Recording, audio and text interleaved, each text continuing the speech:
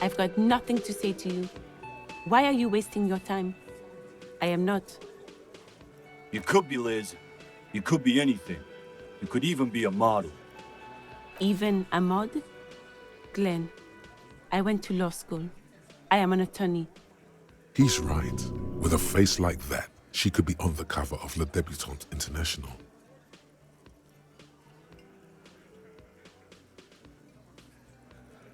The cold look in her eyes speaks louder than words. She is not amused.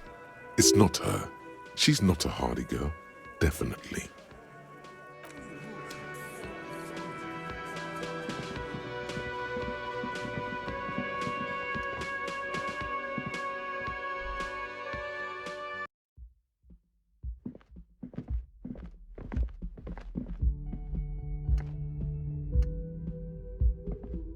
Yes?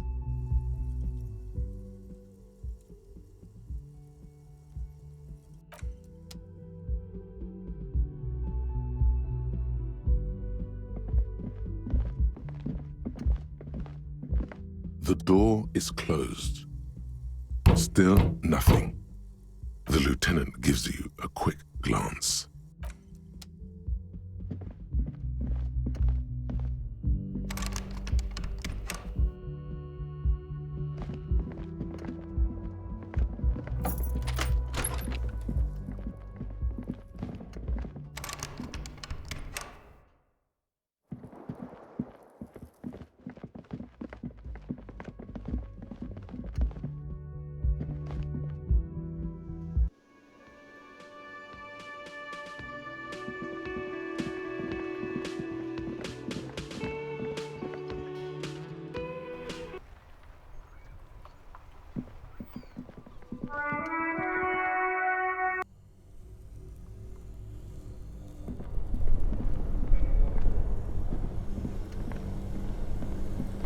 This orange machine is buzzing like an old submarine. It has a hand-cranked ice cream churner on top and an electric freezer that appears to be frozen shut. Turning the crank feels oddly satisfying, like stirring your childhood dreams. In the distance, you hear water dripping.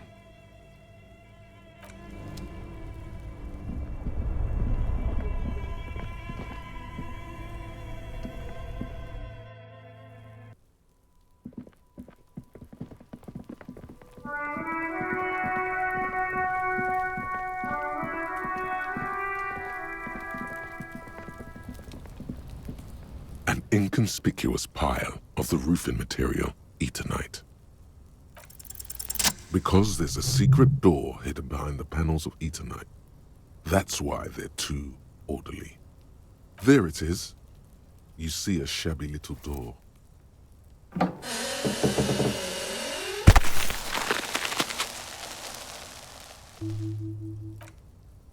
What is this then? A tool shed? Let's investigate.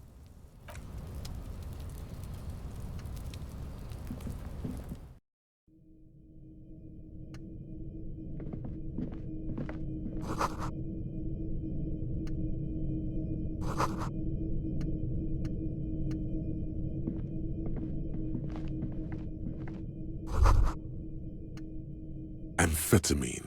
Sweet amphetamine. Maybe this Kuno kid knows where to find more. The lieutenant isn't studying the powder in the mirror. He's studying you. There's a good vague way to ask where he stands on drug use. Professionally, I mean.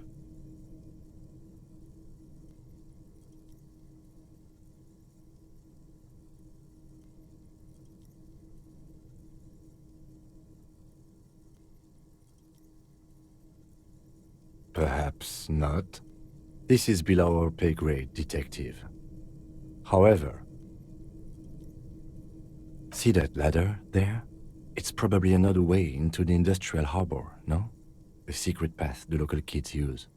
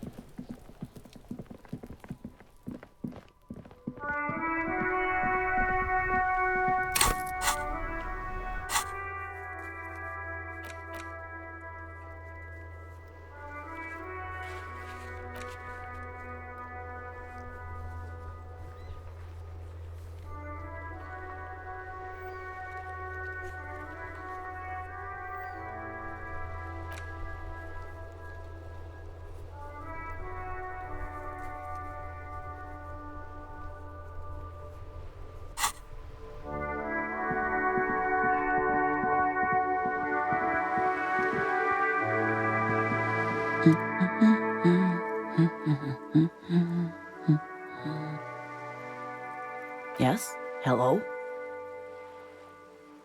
Me? No one. I'm just a working class woman. She doesn't really want to be disturbed that much. If she's such a working class woman, why isn't she working? Not all the time. Right now I'm browsing books. Even a working class woman needs something to read. I know you are. Everyone can see that. The rectangles. What with? My husband? No, he's not. I don't know. At home now? Out drinking with his friends? Working? Where is this going, officer? Yes, but... I don't really need to know where my husband is. Not all the time. No.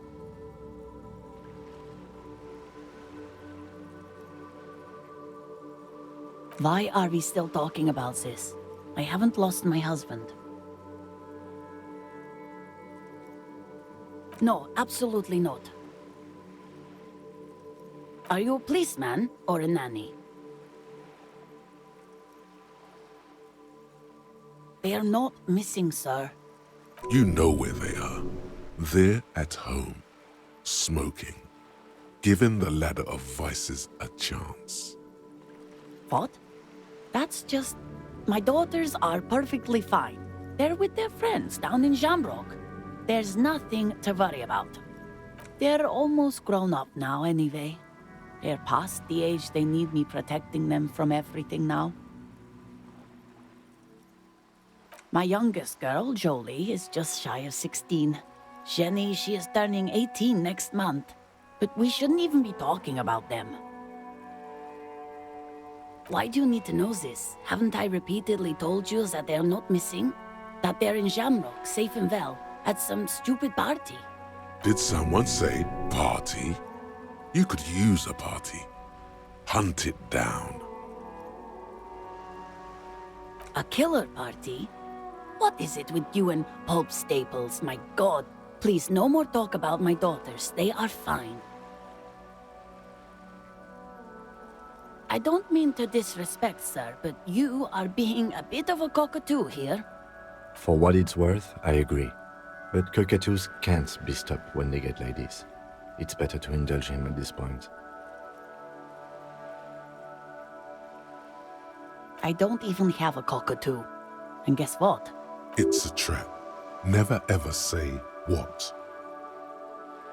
Even if I had, it wouldn't be missing. Great.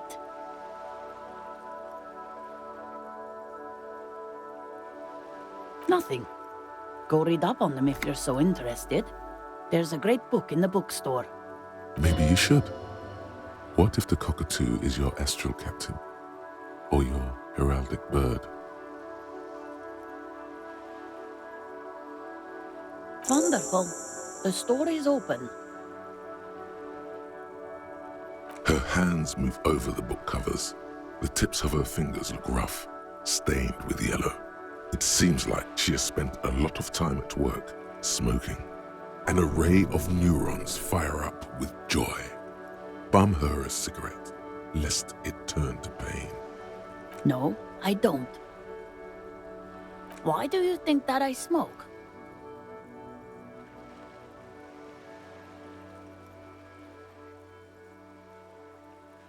It's not like yours look much better. She is right. Your hands look even worse than hers, with tiny cuts and gushes covering your skin like a spider web. Your fingertips have become an ugly shade of brown. These are the hands of someone who's smoked for at least 20 years, as evidenced by the discoloration of fingers. Marks on your skin may point to past quarrels. I already told you I don't have any. Go bother someone else. From the kiosk? There's one near the harbor. It's Frita. You can look it up. She sighs. The woman before you nods and returns to her reading.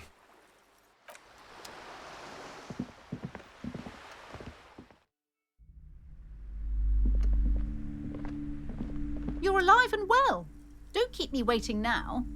What's in there? In that dark sarcophagus? Yes, yes. How was it?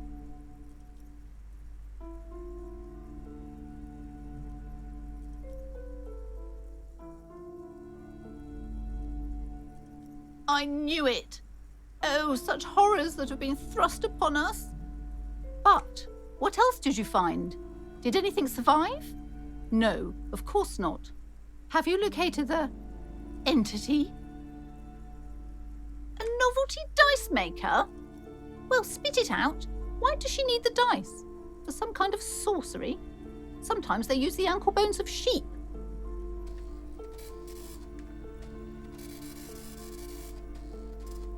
I don't understand. If it's not her, then where is the source of the doom? How did she explain the curse? Before you say anything, ask yourself, is the woman really able to withstand the truth? The narrative she's built herself, it does need tearing down. She's squeezing on the pendant too tight. A drop of blood in her palm. Just don't say you don't have any answer yet. The uncertainty is killing her. To hell with it. Perchance you ought to just lie, sire.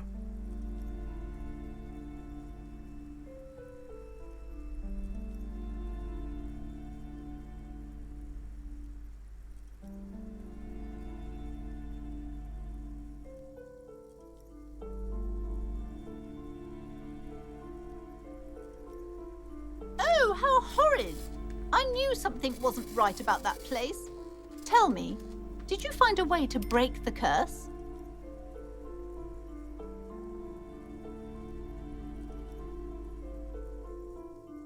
Of course. I trust my Seminole's wards and charms kept you safe while you perform the ancient rites. All that matters is that the energies are retreating. I can already feel the curse lifting. It will be a long time until we're fully free of it, of course, but still. Thank you, officer. Truly. You've brought a better psycho-emanation to this humble bookstore, and that's no small achievement. She so badly wants this to be over. She would have believed anything. All right, then. All's well that ends well. Should we return to our ordinary lives? A book about cockatoos? There should be one upstairs, right next to the shelf of biographies.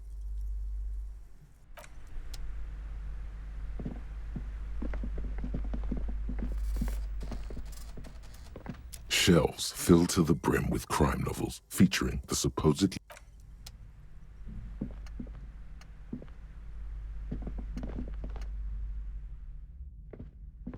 This bookstore is not strictly about crime, romance, and biographies of famous people.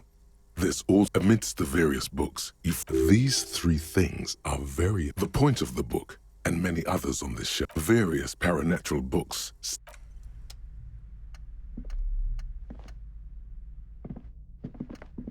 Shelves full of biographies of famous people, whoever they are. A sulfur-crested cockatoo sits on the cover, its beak slightly open. It looks as if the bird is calling out the book title, From A to Zurich, a guide to a well-behaved cockatoo.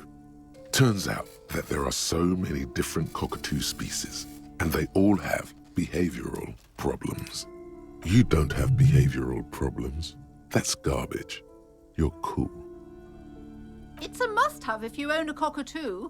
I've heard they're quite capricious.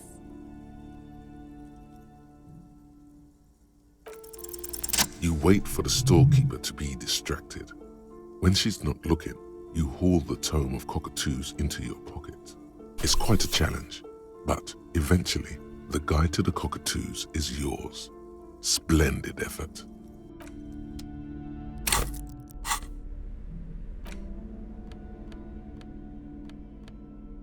A cockatoo is a parrot with an erectile crest, found on the Seminole Islands and in southern Fas a la Mer. Known for their intelligence and general precociousness, cockatoos are popular birds in aviculture. However, they often exhibit various behavioral issues. This book talks about the delicate nature of twos as well as introducing some of the most popular species among the bird enthusiasts.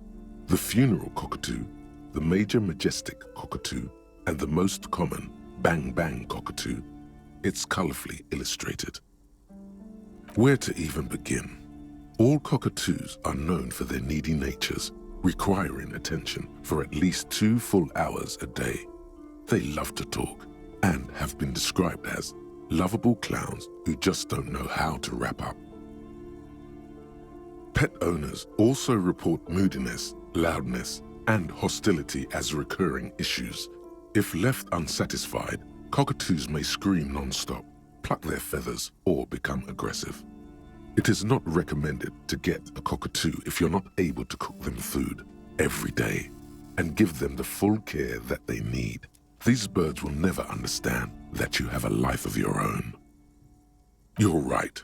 Cockatoos are magnificent creatures. They love to perform, cuddle, and show off, and will even scream for fun, often as loud as up to 135 decibels. Ouch.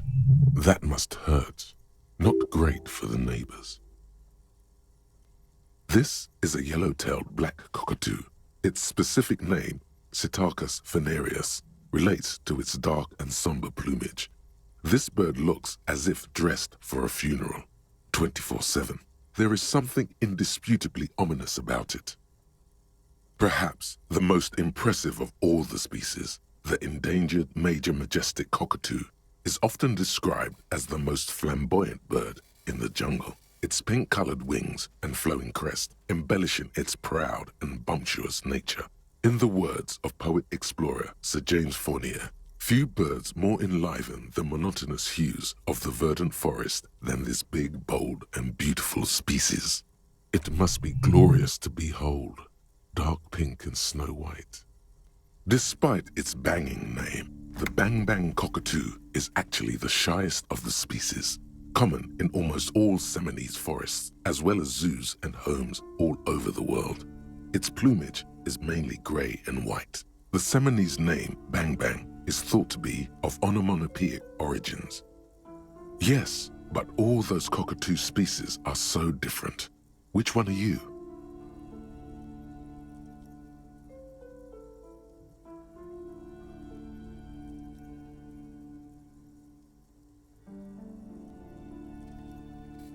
You're right, Your Majesty embodied. This big, beautiful bird belongs on your heraldry.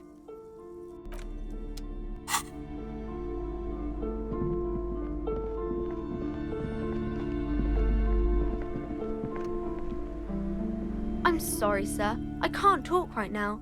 I'm very busy with my homework. I have so much homework now.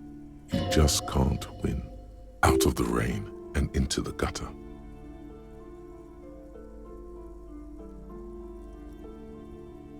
Math. It's really difficult. Like, really. They say you need it to get rich. Better than standing outside in the cold, I guess. Oh, I found something while you were away. I thought this would fit you. Like, thanks for helping out. Not me. The city, I mean. Like a detective does.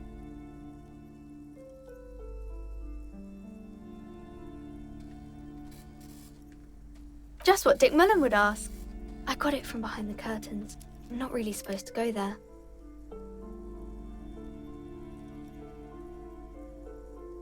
Yes, just like the one Dick Mullen wears all the time. You'll look way more serious with that. Right, I have to get back to my homework now, before Mum notices. Man, this is hard.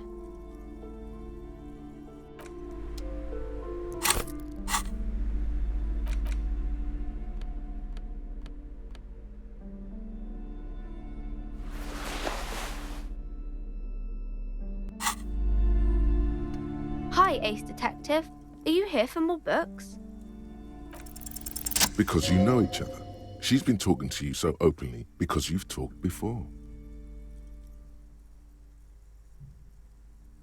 Yes, I used to stand out there all the time, before Mother told me to focus on my homework.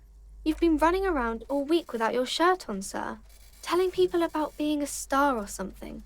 I don't really understand who those stars are. Of course, you've stopped by a few times. You certainly look better than the last time I saw you. Yeah, but you don't have party eyes anymore. Party eyes. Yes, of course. That makes sense. You know, like a cat in the dark, all big and wide-eyed. It certainly looks odd on a man.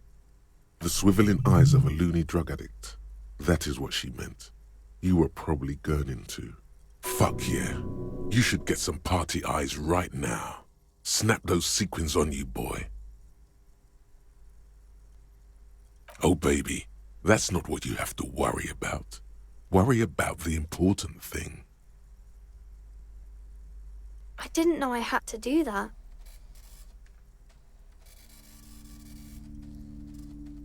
I'm glad I could help you, sir.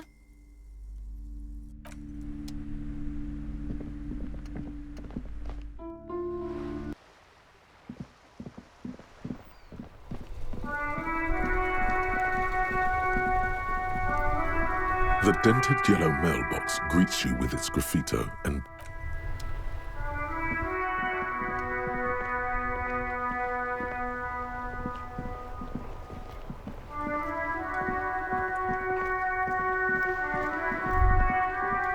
the afternoon sun shimmers off the white on blue police livery of the motor carriage. Do something important? Something murder-related? There's always something important.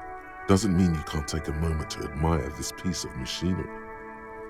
This is a Caprice Kanema, the Caprice Motor Corp's follow-up to their highly successful workhorse, Caprice 40, and the answer to the Lum's racing breed, Ferv series. With its air-cooled, rear-mounted 12-cylinder compression ignition engine, driving the rear wheels through a 4-speed manual gearbox, the Kanema is able to reach 100 kilometers per hour in 13.5 seconds and go on to a top speed of 180 kilometers an hour. The high center of balance is offset by a large battery bank mounted at the bottom of the cabin, feeding all the auxiliary systems and making the Kanema effectively a mobile power plant. Due to a quite steep price tag, it is very unusual to see one in police livery.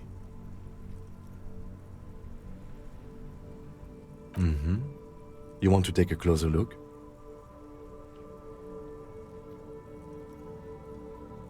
$130.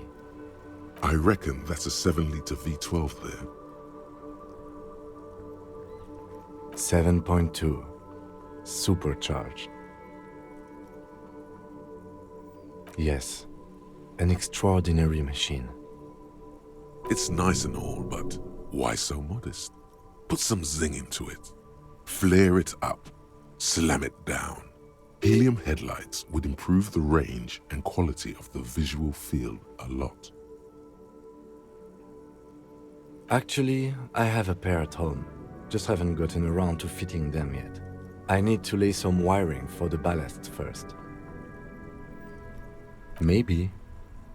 Yes, definitely maybe. And means no.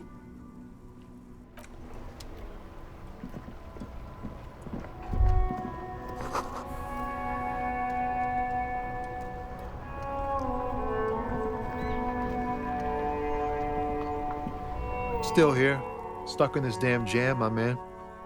What's up?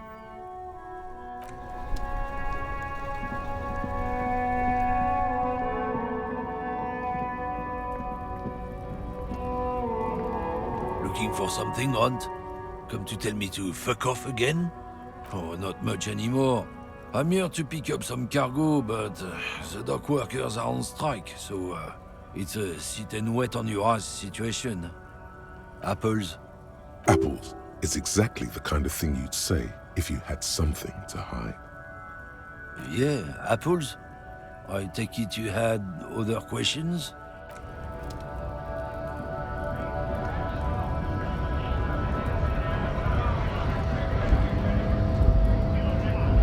Right to work! Right to work!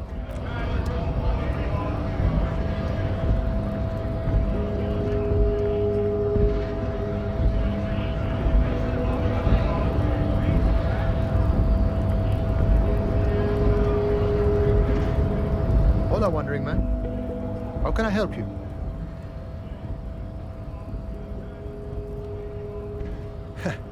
The little boy had it good on his promise.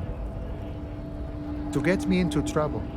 To sick the pigs on me, pardon the choice of words, not mine. What happened?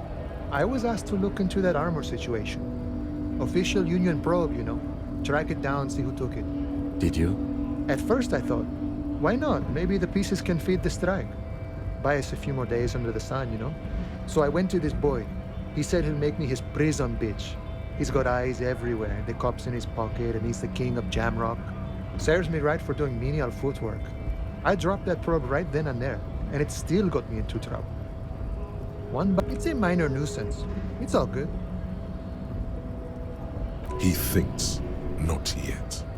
Better to get this business out of the way. Sweeter then.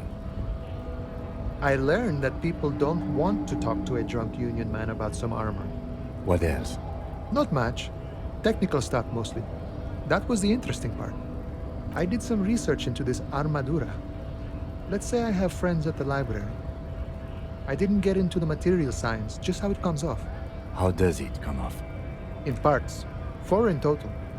The helmet was the first to go. The kid says he tore it off and kicked it into the sea. I believe him. The boots were still on the guy last I saw. Too hard to remove.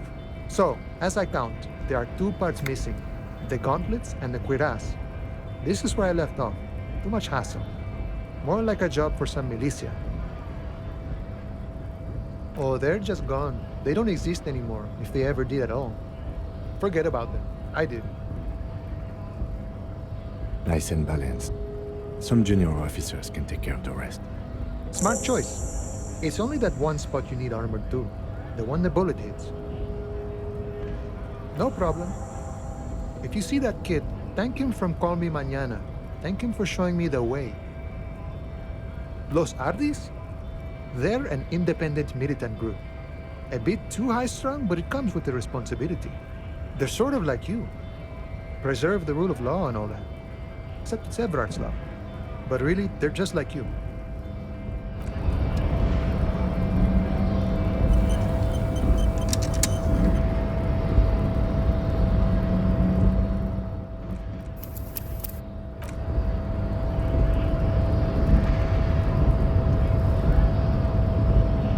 The unpromising race pupil returns.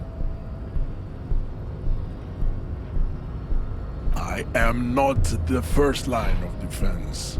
I am the last. In addition, these so-called Hardy boys are an effeminate clique of bodybuilders.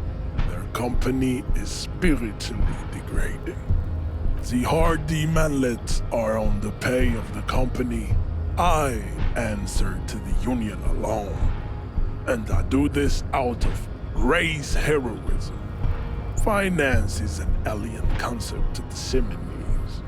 Now leave me be. I must luxuriate in the company of my woman. The man looks at you, silent and unmoving. His eyes burrow into the remnants of your soul. You are not Santiago. Santiago is not you. Even the phrenically impaired can see this.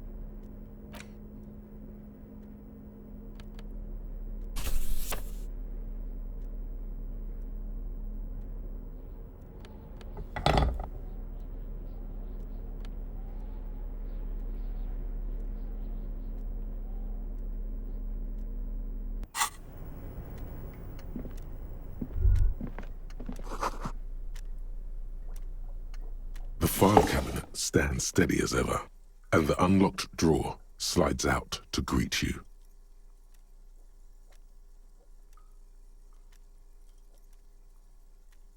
The drawer slides shut smoothly.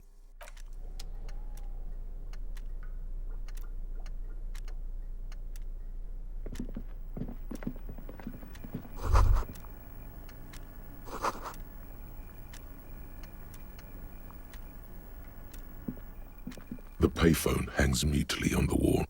There isn't much more to do here.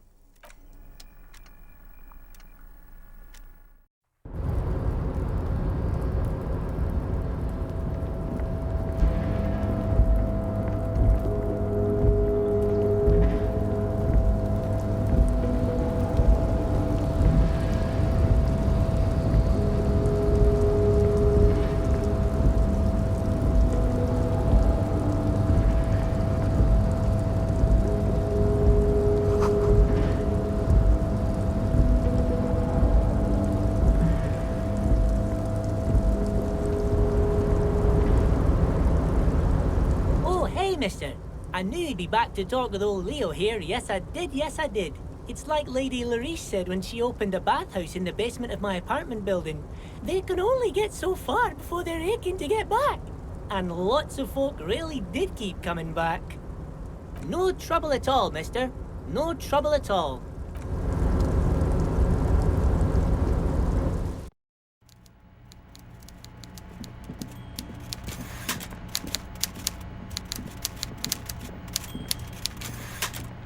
Mr. Dubois, a pleasure as always. You don't have to sit down this time, since you've already sat on that chair. You might have noticed there's one hanging on a tree behind the hostel cafeteria. Oh my. Don't take this question personally, but why would I get involved in this matter? Mr. Clare, the man was hanged with a cargo belt, a steel-reinforced cargo belt. It's safe to assume the Union had something to do with the murder. Besides, getting the body down would benefit all of us. It's a stain on the neighborhood.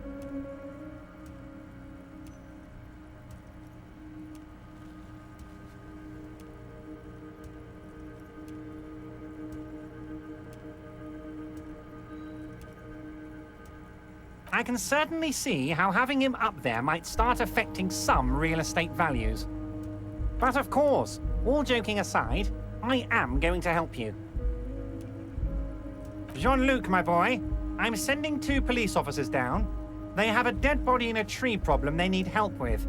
Namely, they need it to be taken down. And, Jean, please take it easy with the race signs. He's had enough of that. You can find Jean-Luc down at the gates, but you already knew that. Anyway, he's going to help you. See you soon, Debardeur. Just kidding, but not too much.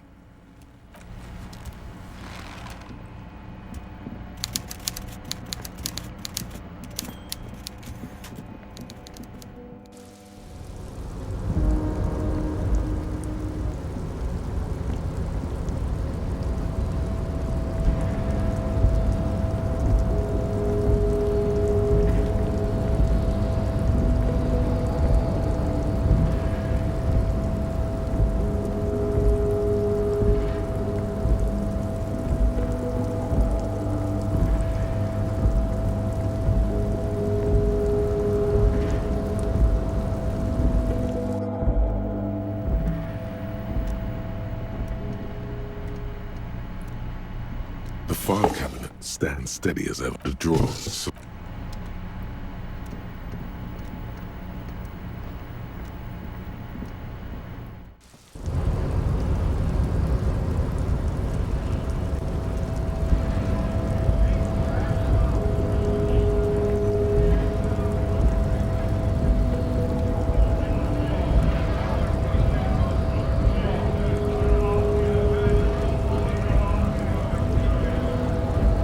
Right to work!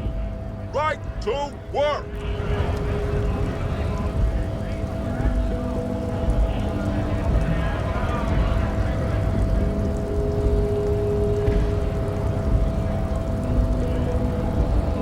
Hola, Wandering Man. How can I help you?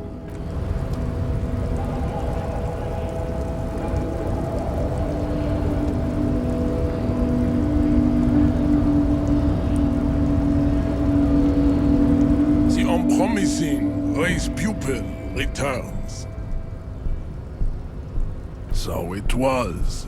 My unpromising race pupil entered the harbor and used my superior to give me orders. I salute your cunning and will remove the body from the tree with my bare hands. You're so noble, Measurehead. There's a but. But while I am gone, someone must stand guard on the bridge. That someone needs to be you. Both of you. This is the uncomfortable result of not taking it on ourselves. I can live with a compromise. Listen to your little friend. He is wise in his childlike way. His mysterious race may yet prove fierce competition to my heroic haplogroup. Babe, see that they stay here the whole time.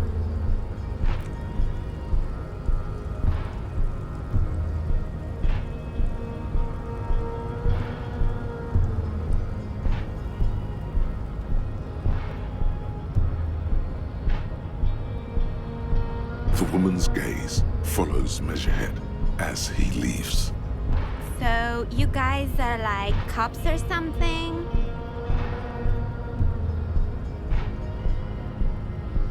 Cool, I like men with guns and power. I'm Katya, by the way. You hear that? That sound. He's breaking something.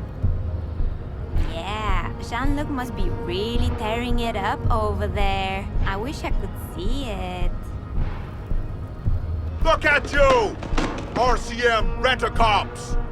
Guarding that bridge like Everott's lapdogs! Is this where it's at now? The RCM is for sale! And who are you? What is your business here? Why are your clothes 4 sizes too small for you?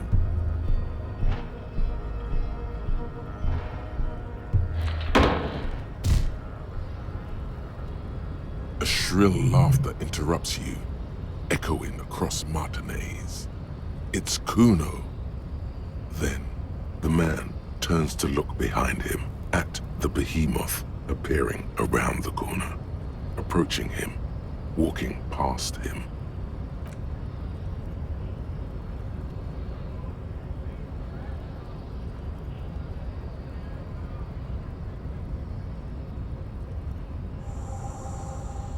The corpse has been removed from the tree. Stand down and congratulate yourself. You have sided with Ray's victory today. And what you had to do was to become a Union man for all to see.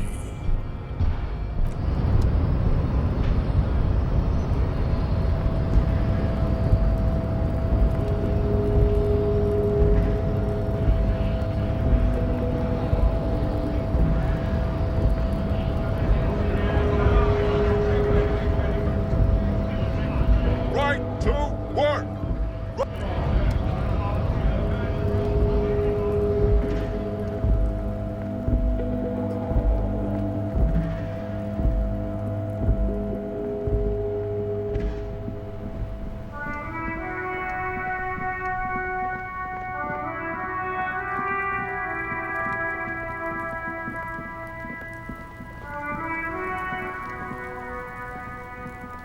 The corpse lies on the ground among the remains of an absolutely demolished pinewood branch.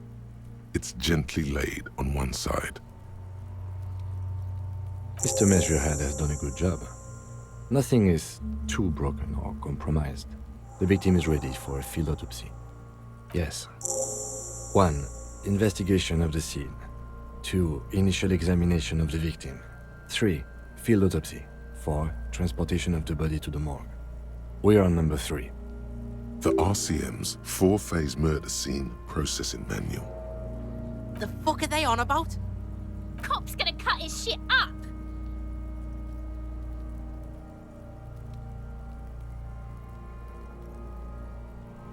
It's not about cutting. And no, you and I are detectives. The honorary rank of detective signifies our ability to handle the entire incident chain, from autopsy to cleanup to social work. An honor and a burden, attached to your rank once you've proven yourself able, usually after 5 to 8 years of field work. Mine is Lieutenant Detective. You are. Your station would not have assigned you on this case if you weren't. Now, the way I see it, it's either this, or we complete the initial interviews. We already met Evrard, that only leaves the Wild Pines representative. There's one in town, negotiating the strike. She could have information. Not much later, I hope. He's about to melt away soon.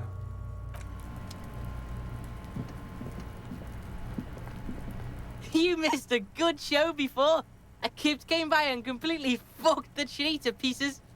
He fucked the tree up! Fucked it good! It was porno!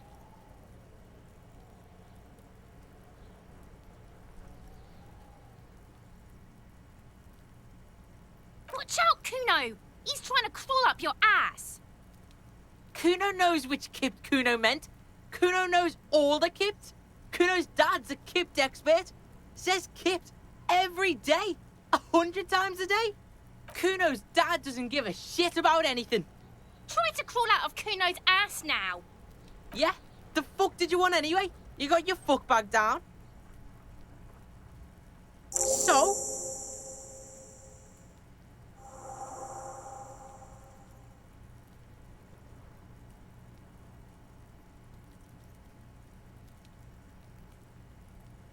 Yeah, so? Kuno did sick the pigs on him. Kuno's a man of his word. Kuno sent your fat ass running around like Jello. Look, pig. Kuno sent you to rough some people up. Kuno played you. That happened. Now you and Kuno should move on. You got fucked. You got fucked, pig. Fucked bad. Of course you're gonna remember this.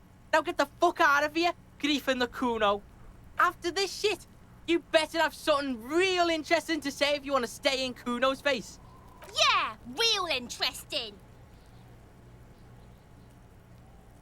You found Kuno's secret door to Kuno's secret shack.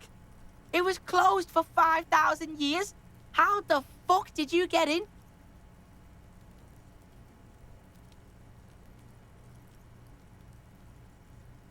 Shit.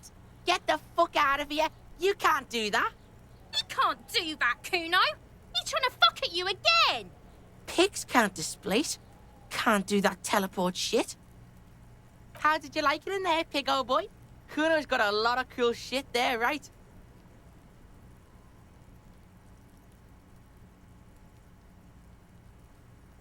Oh, that? Kuno decapitates pigs. That's just a Kuno demo tape.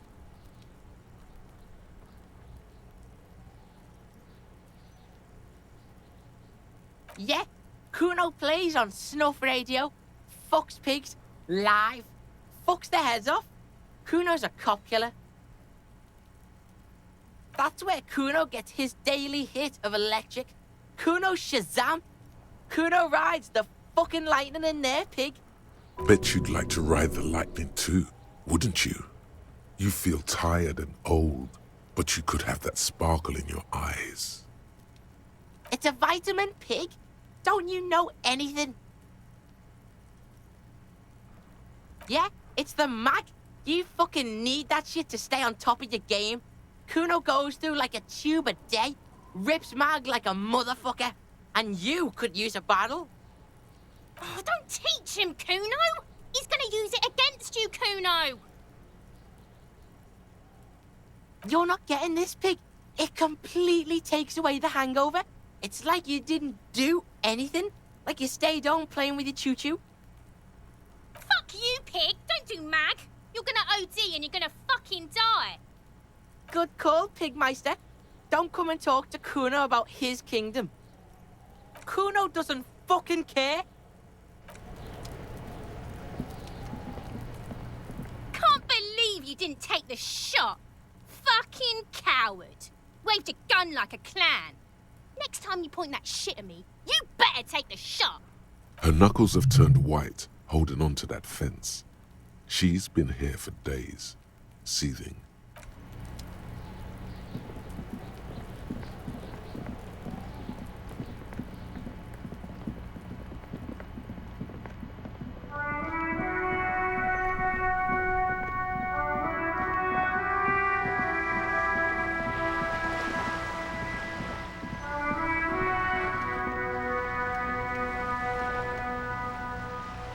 Vigilance officer? What can this old carabinier do for you?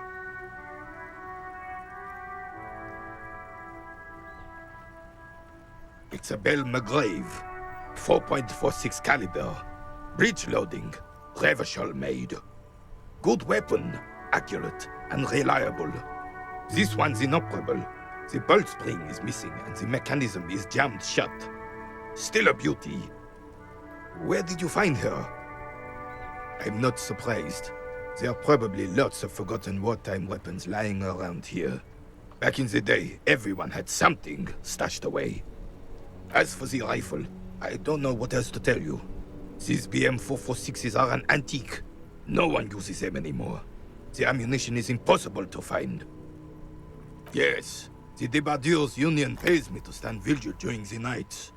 Not out of any political allegiance, mind you. I'm an old man. Don't sleep more than a few hours every night anyway, and money is tight.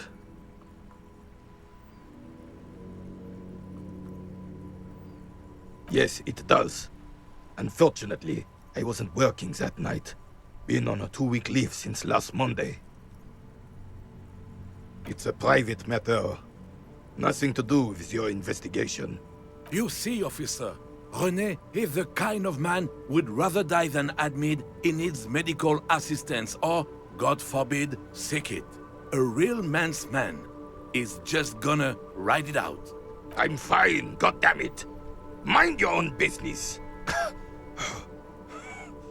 It's nothing. Just got to cut back on coffee. It's his heart. No one. The boss has been unmanned since last Monday. There's no other guard. It's just me. No one has been guarding the container yard since last Monday. Yes. It's not actually an issue. I mean... Look, officers. The container yard doesn't actually need a guardsman. Never had one before René. Monsieur Claire had that booth built specially for him. It's mostly decorative. The possibility of someone being in there is enough to discourage any ill-minded individuals. Evrard created this job for René because he knows the Royal Carabiniers' pension of honor and PTSD isn't something a man can live off. A decorated Kingsman collecting tear reflects bad on the whole neighborhood. His words.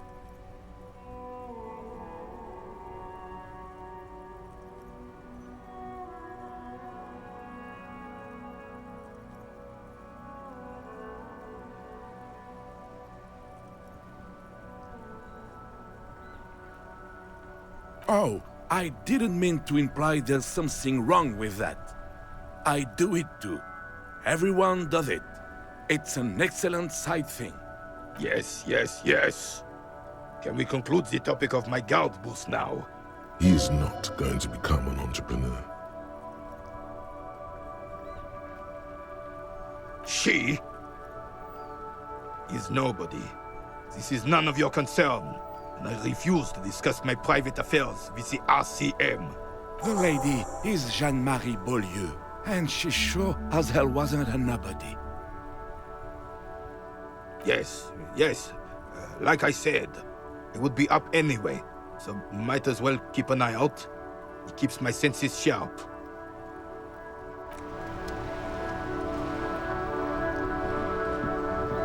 I have really outdone myself. Yes, that's what you need, Gaston. More padding on that fat arse of yours. I hope your heart gives out. René, it's a little pleasures. Life doesn't need to be a struggle. Hello, officer. How might I be of assistance on this fine day? I'm sorry, officer, but I really don't share food. Nothing personal, it's just a principle. The only one you have. Suddenly you realize how hungry you are. The last time you ate must have been, God knows when, aeons ago. Probably when you were still a child. The sandwich looks like a culinary wonder. Well made and abundant in components. The author sure knew their craft. In addition to the obvious slice of ham, A fat one. You notice a brim of a tomato peeking from below. And is that mayonnaise? Believe me, officer, I wish I could help you, but I need this sandwich to keep my blood sugar stable. In my age, you need to pay attention to these things. You can barely hear him. The sweet smell of pickles in harmony with garlic butter and marinated onions emanating from the sandwich is driving your mind in a singular direction. It must be yours. Fuck off! It's mine!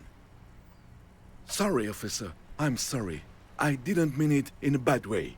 But the sandwich is mine. I'm not gonna share it. When the dissidents come to rape our country, he hides. But try to get a bite of his dear sandwich and he gets claws? You're a special kind of vermin, Gaston. Oh, sweet Jenny. She was the finest woman in all of Revachol. Maybe the entire world. Do not defile her memory, Gaston. Let her rest in peace. We knew her, all right. Lived on the same street our entire lives, just 2 houses apart. The 3 of us have been best friends since we were 4. She was René's first girl, back when the prick was 16. They were courting till he decided he'd rather die for some great ideal than just be happy. And then you stole her from me. Well, technically, you stole her from me, because we'd been pretty close ever since you two had that falling out over the ink you spilled over her pretty yellow dress. We were just boys then. This was different. You... No point starting this all over again. For the 1000th and the first time. Especially when we have company. Officer. She died of pneumonia 2 winters ago. It was a quiet passage, peaceful. René and I were both by her bedside when she... died. No use sugarcoating it. Won't bring her back. Will it now? Departed. Until the very hand she couldn't decide between us. The most indecisive woman I've ever met. She could never make up her mind about anything. What to have for breakfast, favorite color, or which one of us to marry. She was always leaving one of us for the other, but never long enough to actually get married. Heck, technically, we're both still engaged to her. You always confused her. Couldn't let us be happy. Seduced her with your fancy words and pastries. He suddenly remembers you are still there, falls silent, and turns away. Of course, officer. Memories are all we have left. Let me think. I heard someone was hanged and left on a tree for a week, but that's all I know, really.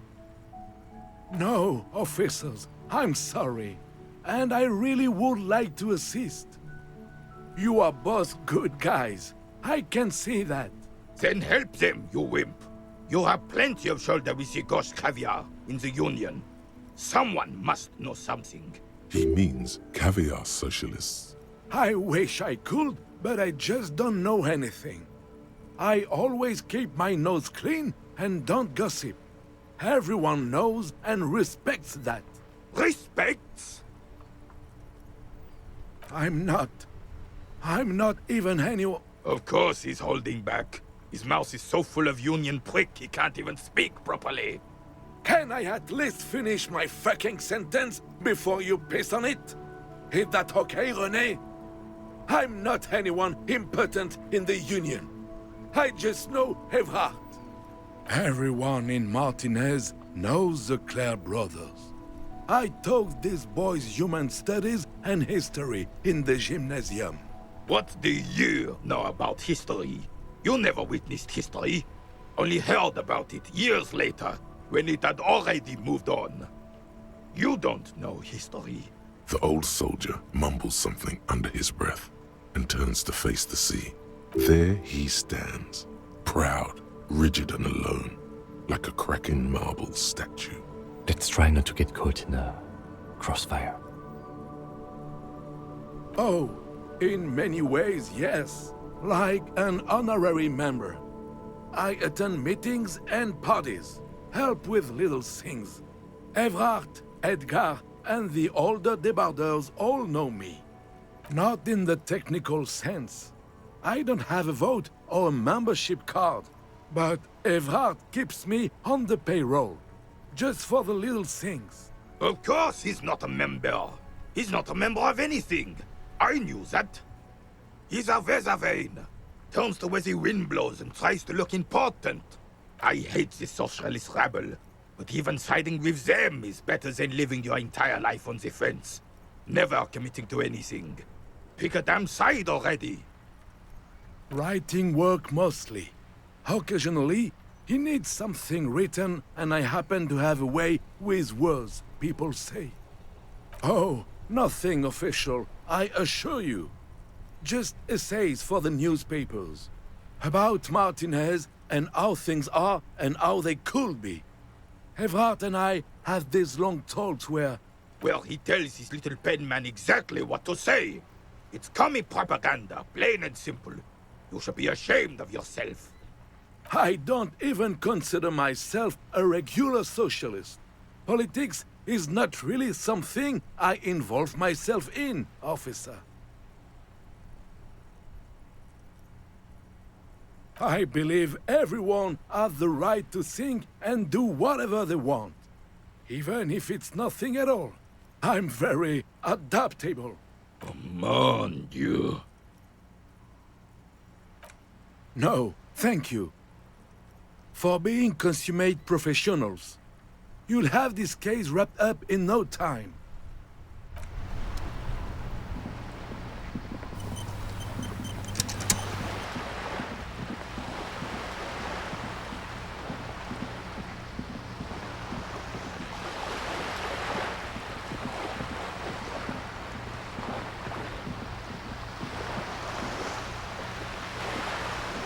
This coin-operated viewer is facing southwest. This coin-operated viewer is facing south. The instruction manual says to insert 25 centimes and pull the handle while looking inside. Then use the focus knob to zoom in if necessary. Why place a tourist attraction in the middle of such poverty? There was a revitalization project in '49. A design studio tried restoring Martinez to its pre-war glory. It didn't stick. They got as far as the street lamps and that statue on the intersection before something went sour. I suspect it was Evrard Skler's doing. He muscled them out. It's how it usually goes around here. We should have done something about the Union 10 years ago. That ship has sailed, officer. Your money disappears into the coin slot. A clunk, the ring of metal. The curtains on the display open. You lean in to catch the view. It's blurry, different blues and greens. In the middle of the shimmer stands a drab grey shape, like a ghost. The lenses shift. The ghost sharpens into an islet in the bay. In the ruins, a man-made structure is visible, a half-sunken sea fort, its concrete almost reconquered by nature. It looks as if it was abandoned quite some time ago. Nothing but a rotten tooth remains of the anti-aircraft tower. A lonely birch tree grows out of it. Really? I don't have the eyesight to make it out.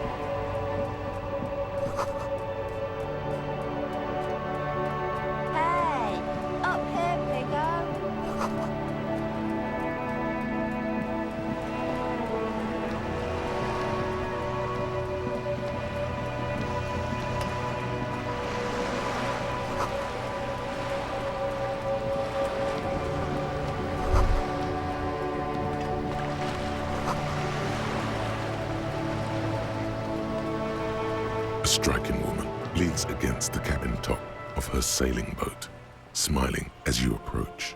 Her green raincoat glistens with droplets. A silk scarf is tied around her throat. Good afternoon, officers. I'm Joyce. Joyce L. Messier. I represent the board of Wild Pines, the owners of the harbour. You gentlemen must be from the RCM. Beaton, my maiden name. Nothing, honestly. I've said it to every drunk in town, and you're the first one who's responded. Relax. She meant it in jest.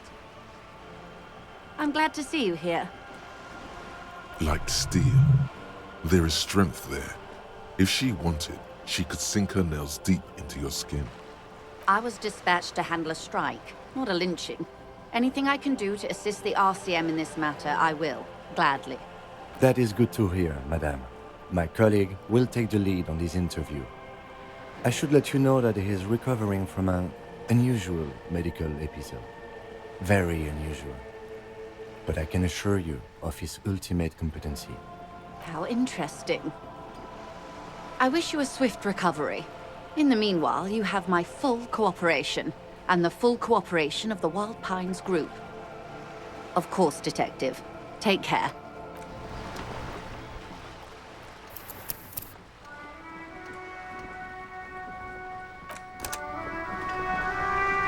You're back. Good. What can I help you with? Why, yes I am.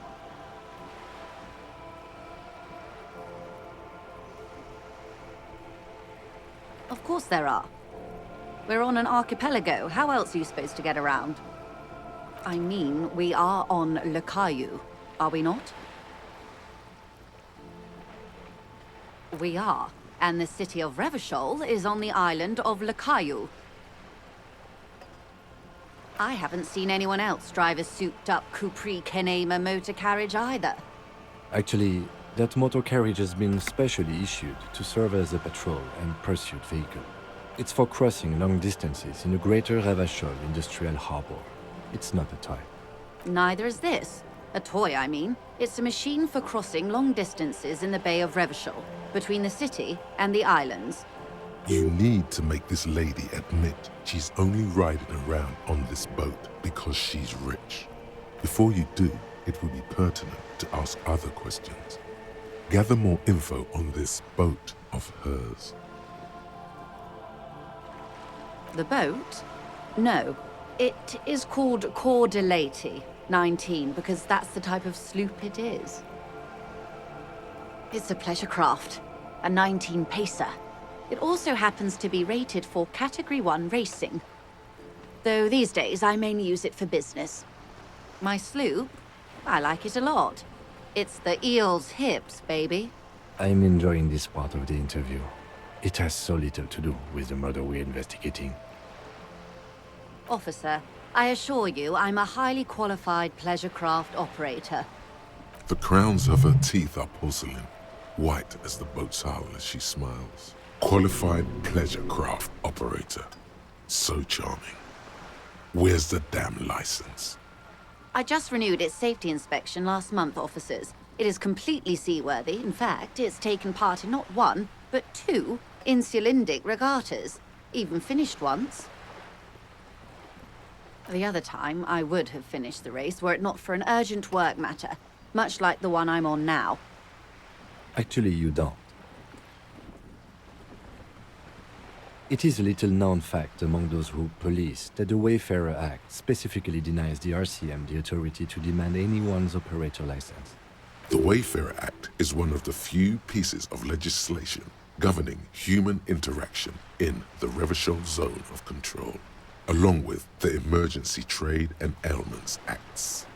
It's one of the foundational laws in Revachol, designed to limit the authority of local institutions.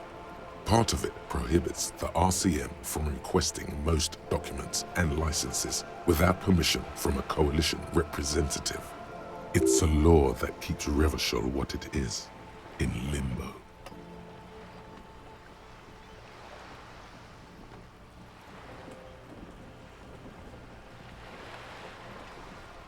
Unless it's their passport. No, Do you want to ask for the lady's passport? Of course. The woman is silent, smiling while the waves lap against the hull.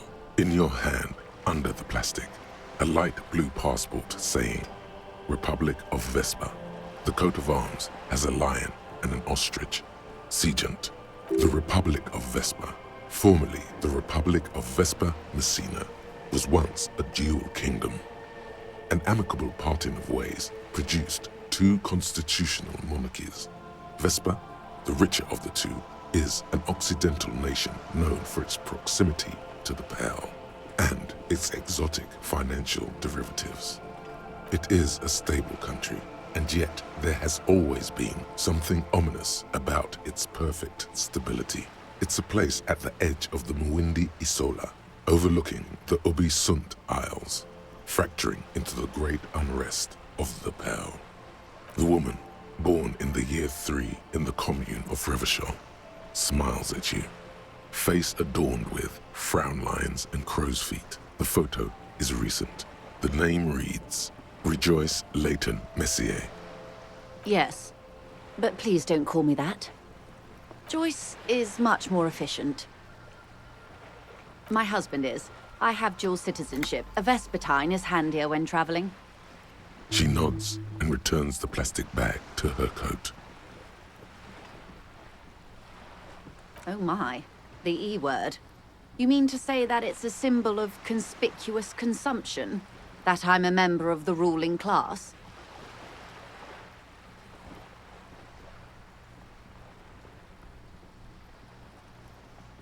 Detective, may I remind you that Mrs. Messier is a professional negotiator? Then what does that say? Does it say docking reserved for residents of Rue de Saint-Ghislain, 33A? This old proletarian haunt here. As I said, plenty of people drive boats, of all social strata.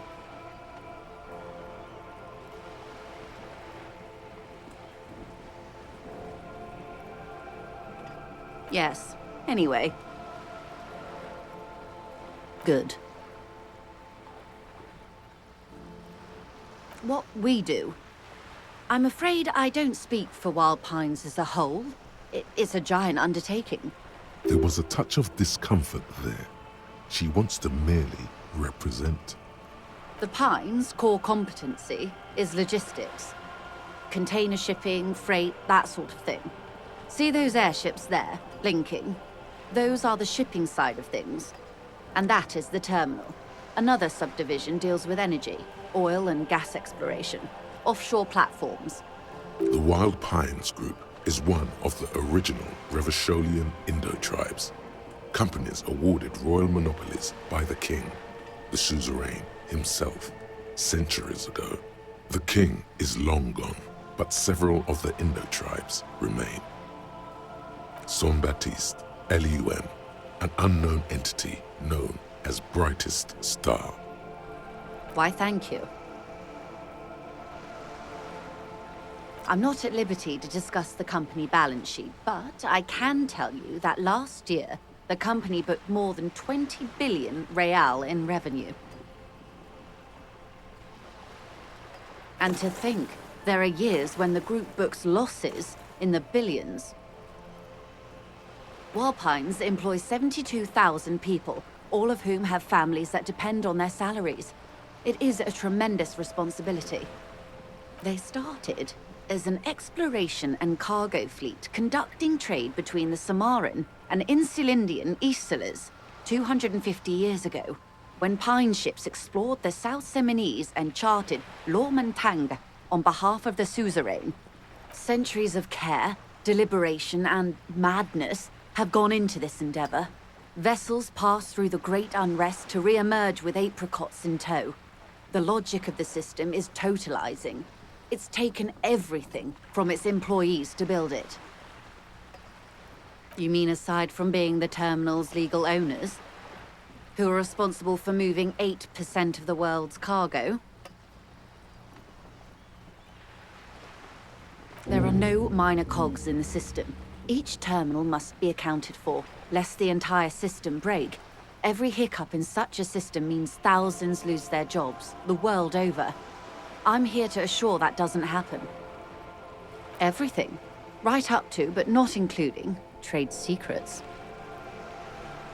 First, you'd have to repeal the Emergencies Act of Trade in Aliments that gives me the right to silence. It's quite the octopus. Good luck is only kept in place by the vested interests of half the civilized world, including your own. What the ma'am means is that the Emergencies Act and the RCM both get their authority from the coalition government. You'd be shooting yourself in the foot, in other words. But I am derailing us. You wanted to know about the strike. I believe the official title is Senior Labor Negotiator. In practice, I'm a grocery clerk. I relay the union's demands to Wild Pines and return with Wild Pines' counteroffer. And how are the talks going? They're not. That's the problem. The union stopped all negotiations a week ago, after that awful lynching took place. Now they won't even let me into the harbor. There's a 2-meter 20 racist behemoth blocking the gates. Oh, so you've met him. Has he beguiled you with his inane theories? My colleague has his peculiarities. Let's not go into this particular one just yet. Of course. To each their own. Let's say I was not making the kind of progress I'd hoped for when I first arrived. And when did you first arrive? I arrived 3 weeks ago. Yes, in the middle of February. The bay was still partially frozen then. I prefer to do these things on site, like the RCM. But the strike began in December. I wasn't the original negotiator here. I took over after Mr. Gaumont hit a wall with Mr. Clare, the union boss. Mr. Clare refused to speak with Gaumont despite concessions he'd granted the union in prior negotiations. This isn't the first time the union has gone on strike? Heavens no. There have been 2 prior strikes. Both times the union won significant concessions, including overtime pay and a medical plan. This time their demands are more, I guess you could say, aggressive. Ludicrous even. It's meant. Mr. Clare told him to... how did he put it? Fuck off, midget. Gaumont is short of stature, you see. Yes. Extremely. Keep in mind, this is a negotiator Mr. Clare has worked with before, and who was more than fair with him and the union. There are leaflets everywhere, and banners. What did they say again? Oh yes, every worker, a member of the board. Most of the workers probably don't know what that means.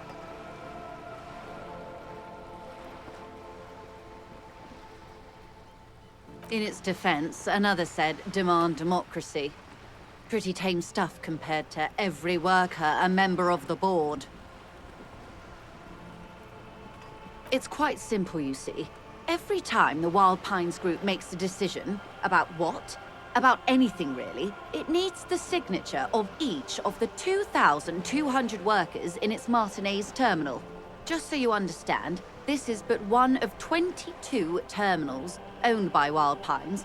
Essentially, not only are they kings of the company, they are also kings of the 72,000 employees of Wild Pines Group. They're having a blast. But how can they afford it? After 4 months, my assumption was they would prefer a more practical solution. I'm not sure. Naturally, I assumed that was just their opening position, a hard-nosed tactic with a side of mockery. But there's been no follow-up, just the same nonsensical slogan repeated over and over again. And now, people are getting lynched, I hear. Behind the whirling in rags. A disastrous situation if there ever was one. Excuse me, from whom did you hear about this lynching? I first heard it from the boyer at the gates. The one whose very name advertises his aversion to work. I think he said it was, "Call me mañana." This checks out. The scabs? You mean the huddled masses of Jamrock, come to plead for work where the union refuses to? If they were organized by Wild Pines or its affiliates, then it would be a company secret. I could not share it with you. Not right now, at least. It's implied. She's open to discussing this matter with you at a later occasion. Everard Clare is a man of the utmost integrity. If you can say one thing about him, it's that he always puts the interests of the workers first. Of course not. Everard is fantastically corrupt. I imagine he has a thick, viscous goo where you and I have blood. He is the most corrupt individual I have ever seen, and I deal with men like him for a living. If there is anyone more venal, more irredeemably nepotistic, then it's his twin brother, Edgar. Have you seen him? Edgar looks exactly like his brother, except for that lazy eye. He also talks exactly like Everard does, and when one's term as foreman is up, the other takes over. It's how they circumvent the term limits, you see, with a funny little switcheroo.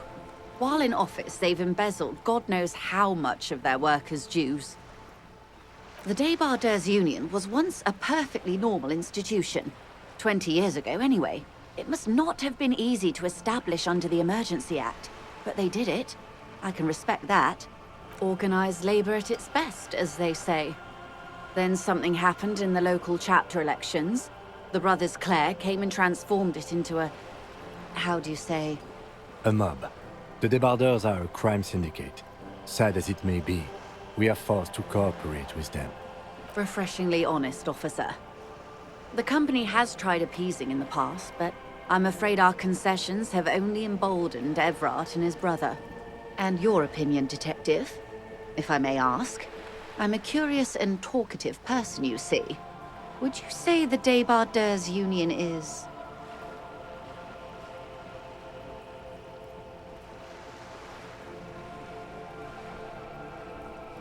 Indeed, and a hungry one. Sadly, Wild Pines have cooperated with what amounts to a crime syndicate for 2 decades. However much you feed the leech always hungers. I'm glad you asked. There was a woman, the previous forewoman of the Union. She disappeared. Disappeared? Yes. On the last day of the local chapter elections, her daughter phoned in and said she wasn't running anymore. Or coming to work. Ever. End of story. Downright haunting, if you ask me. The Wild Pines suspected foul play, but what could they do? It was a union matter. The point of the presentation is, these kinds of things happen around the Clares. Watch out when you're dealing with him. Thank you for your concern, ma'am. We'll be just fine. Of course. How else can I help? Quite a few things, I'm afraid. The information I'm to share with you includes sensitive trade secrets. For the sake of my employer, I have to ask for your names and badge numbers. Of course, ma'am. We should have introduced ourselves. I am Lieutenant Kitsuragi, from Precinct 57. And this is my colleague from Precinct 41, Detective Dubois. I'm afraid Harry doesn't have his badge at the moment. I hope mine will suffice. Oh, and what happened to yours, Detective? I see. So, are you saying you lost your badge during the course of this episode?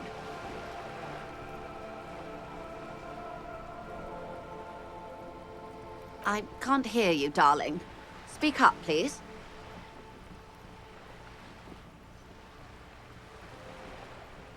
Oh dear. I suppose this does explain some of the more curious turns in our conversation. She must have been suspecting something for a while now.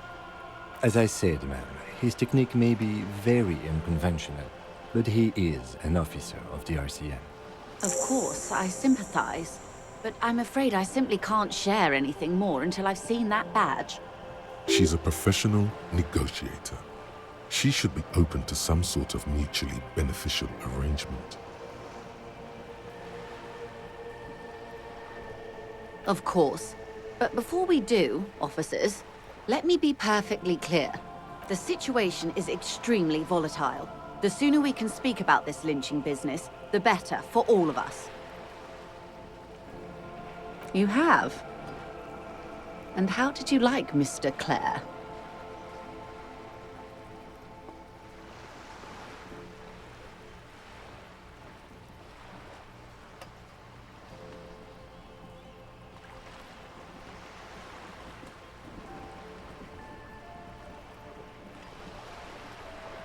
Oh, come on now.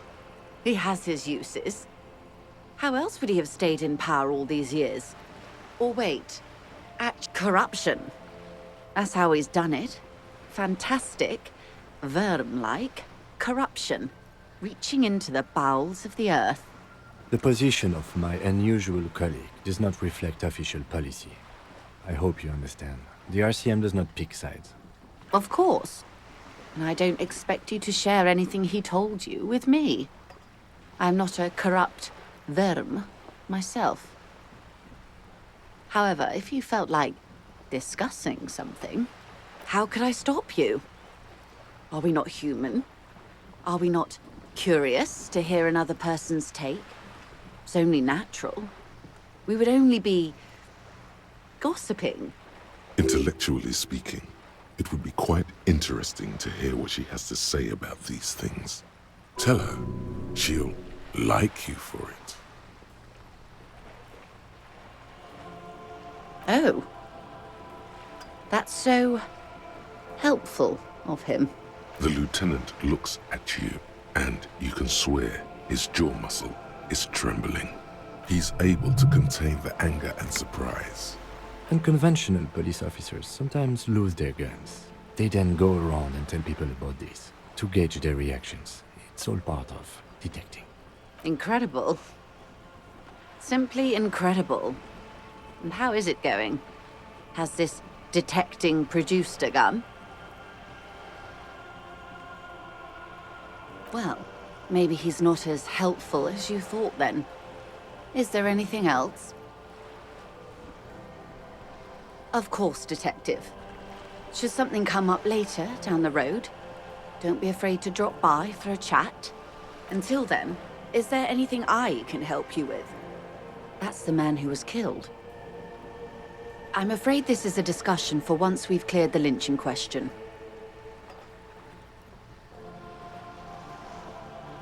Better not tie the forestay to the backstay on this. I hope there is something else I can help you with. That's the man who was killed.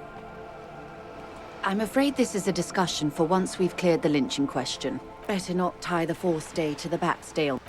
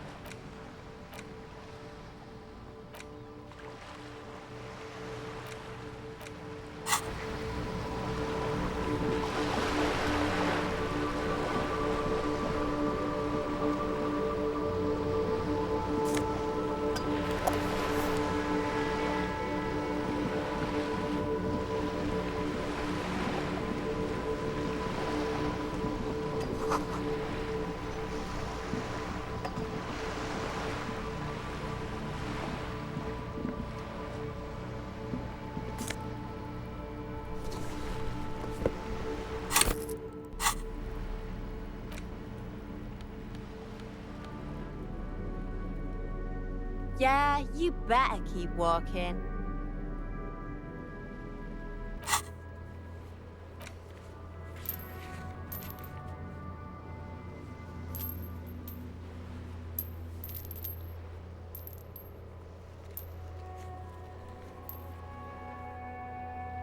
Look at me when I'm talking to you.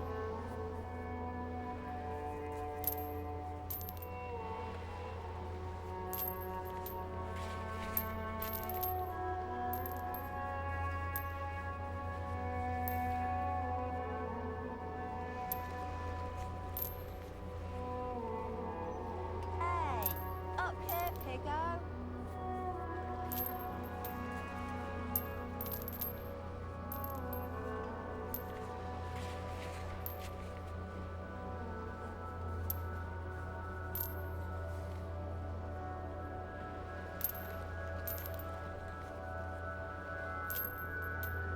Yeah, you better keep walking.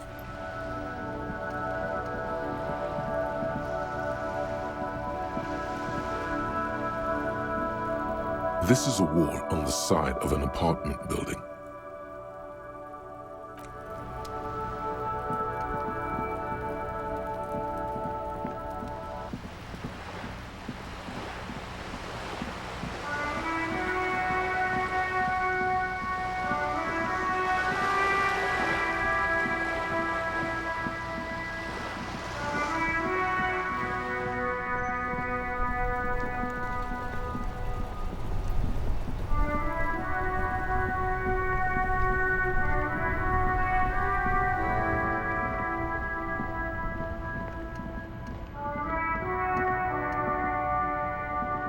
The shine on these sunglasses lasts a lifetime, officer. 100% guaranteed.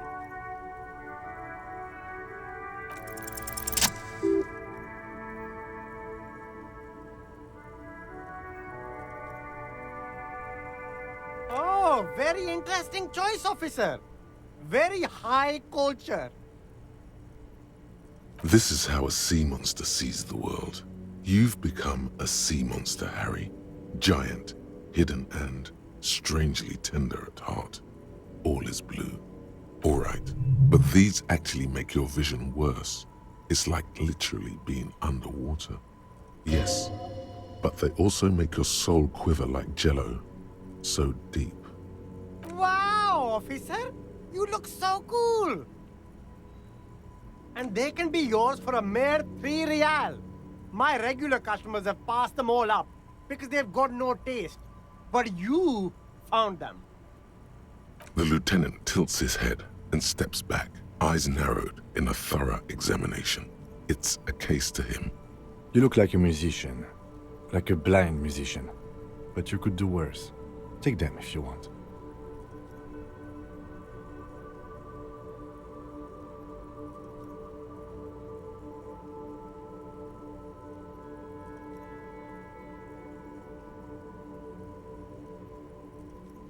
A good starter pair, officer. And when you're ready to upgrade, come back and see me. These are all boring. Boring third-rate ho-hum sunglasses made of cheap Syrahese plastic. The kind of plastic that melts in the sun. Those UV stickers are almost certainly just there for the show. If anything, these lenses probably direct more UV light into your pupils. A UV magnifier. These are all first-rate sunglasses. Premium. A man who knows his style. Much respect.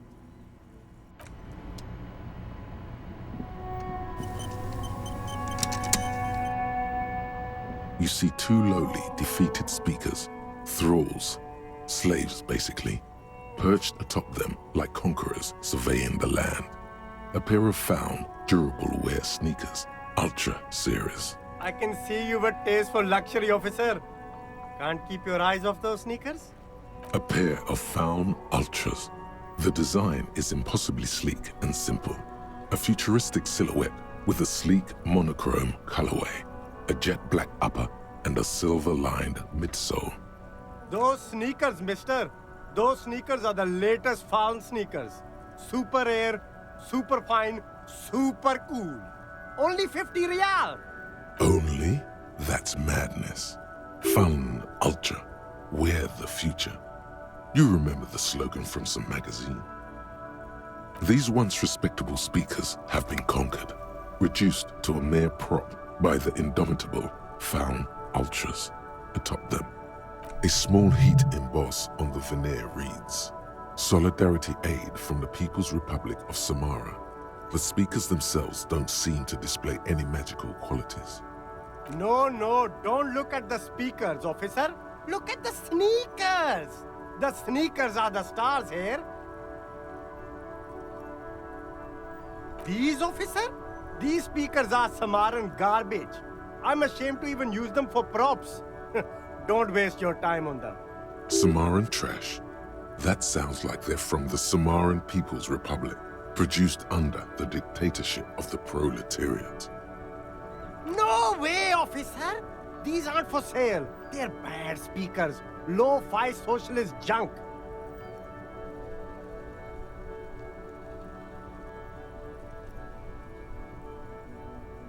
No, officer. You're a high-class policeman who accepts nothing less than the best. Lucky for you, I've got the best on sale.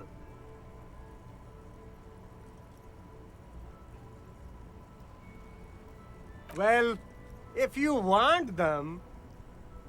But see, they are the pedestal for my sneakers. If I let go of the speakers, where will the sneakers go? I can't leave premium lifestyle sneakers on the ground.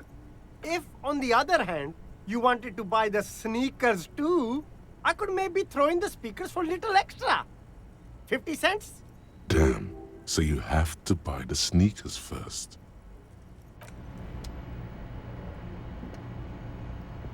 You keep coming back. That's good, officer. Keep browsing those clothes, keep saving that economy.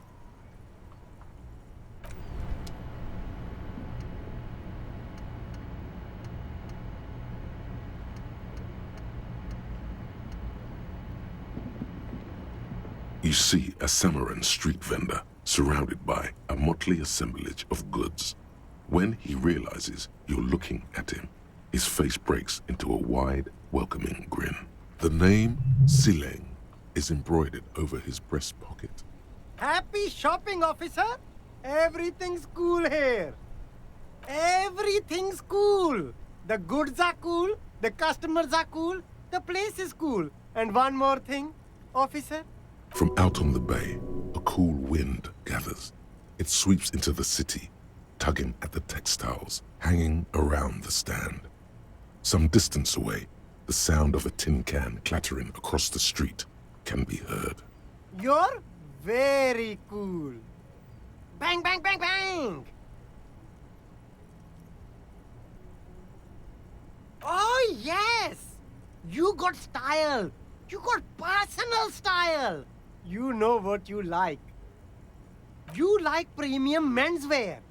Look around and browse. Everything looks cool on a guy like you. Take your time. Don't be distracted by the flattery and funny man act. Questions.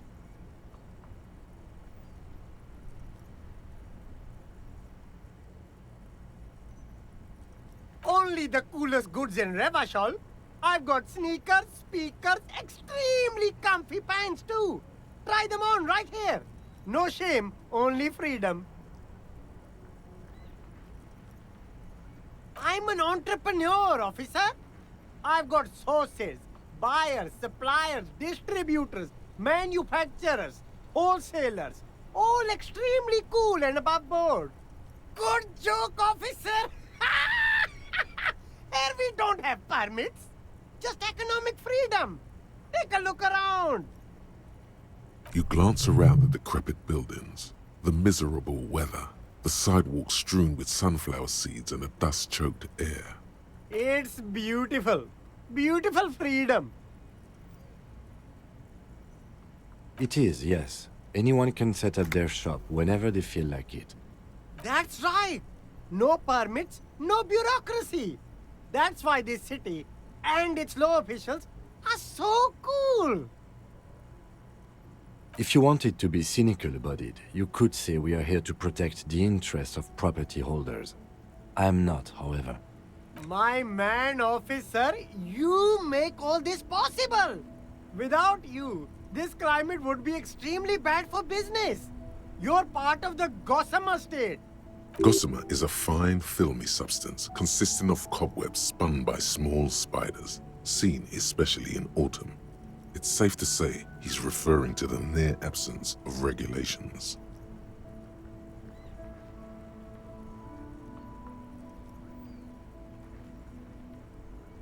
Yeah, that's the main thing about you. Freedom is great. It's what lets independent entrepreneurs like me sell quality goods at competitive prices. No need for discounts at ceilings, officer. Everything's already on sale. Anything you want, 50% off. But did he first mark them up 100%, just so that he could put them on sale? My man, you know how the game is played. You and me, we should work together. What do you think? Shake things up? Anything for you. You mean these delicious pre-packaged shelf-stable meal kits? Really easy to cook, no hassle, really cheap too. Buy some, try them out. No hassle. There's a little of a hassle here, it appears. A moral hassle.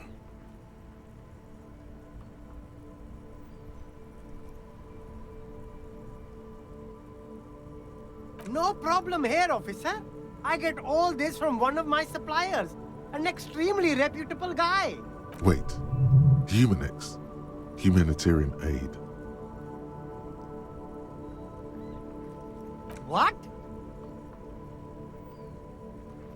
Look, officer, I'm just a retailer. You'd have to talk to my supplier if you got questions about the supply chain. That's how the game works. Interesting. Me? It's a boring story, officer. Who cares about the past? I'm all business now. All Revachol. This man probably comes from Seaguy, sometimes known as the Apricot Suzerainty, an archipelago in the Samaran Isola.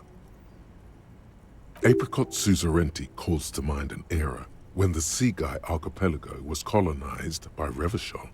It's a bit of a slur, in other words. Very cool. I admire your awareness of our intertwined histories.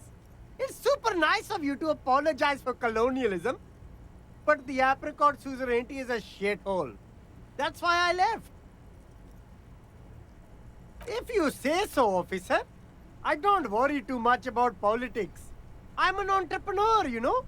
Whatever's good for business is good for me.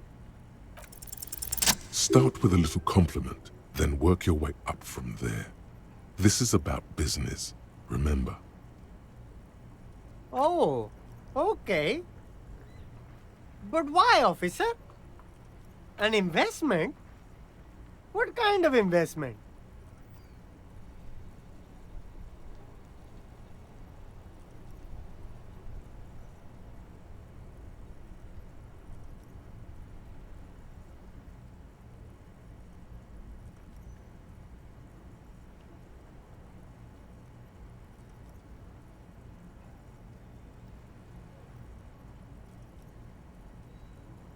I hear you, officer. What kind of a sum are we talking about here?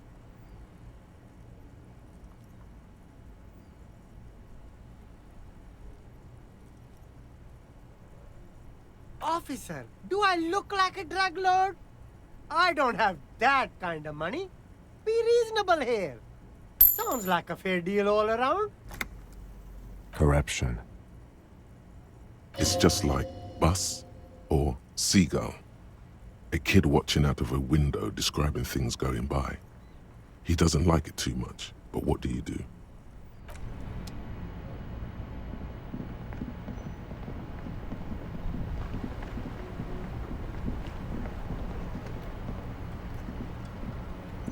Inside, you see a set of steering levers, a radio microphone, a pull-out toolbox, and the soft glow of the fuel preheater gauge.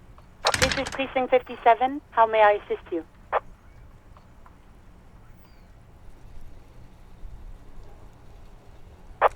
right. Please hold. 10-4, come in. Fireworker, over. Okay, 10-4, sir. I hear you. Relay your question, over.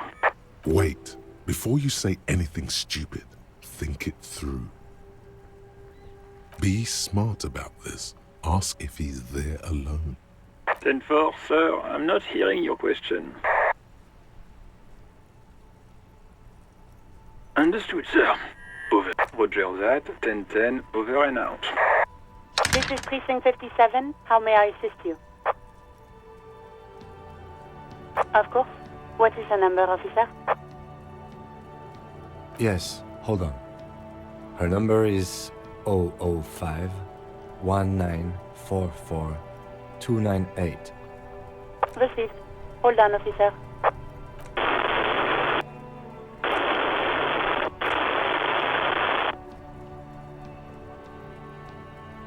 Give it a minute. She might be busy at the moment. Takes a bit to get to the phone. Officer, I have Sylvie Malaika on the line for you. Yes, hello?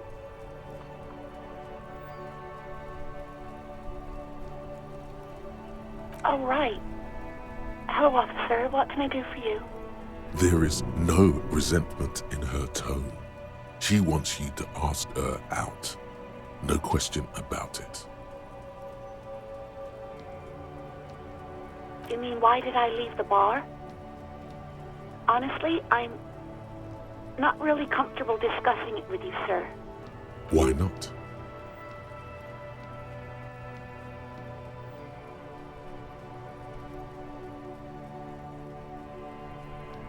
What? No, why would you even think that?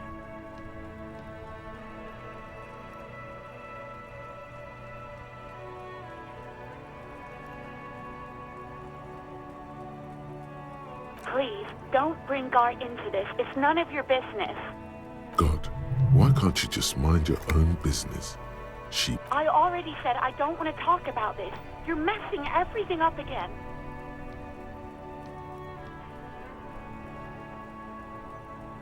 Yes, I know who you are. You're a police officer. The law. This exact conversation has happened before. Establishing authority before this young girl seems to have been important to you in the past. Don't go there again. Oh, no, I haven't, sorry. Real policemen have uniforms too, by the way. Where's yours?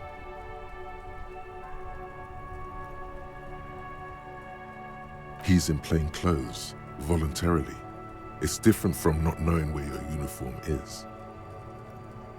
No, not me. No, sorry, I don't. Not a lot of people have phones around here. Copper thieves take the wires.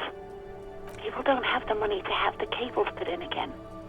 They use the Union's phone, or the one on the coast. So the Union has a phone, and there's one further down the coast. Got it. It was someone else.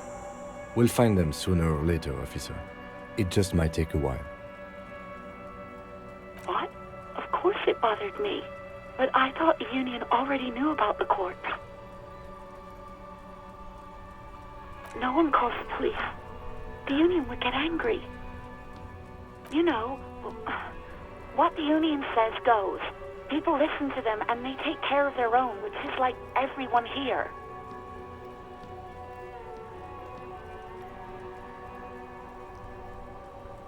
Okay.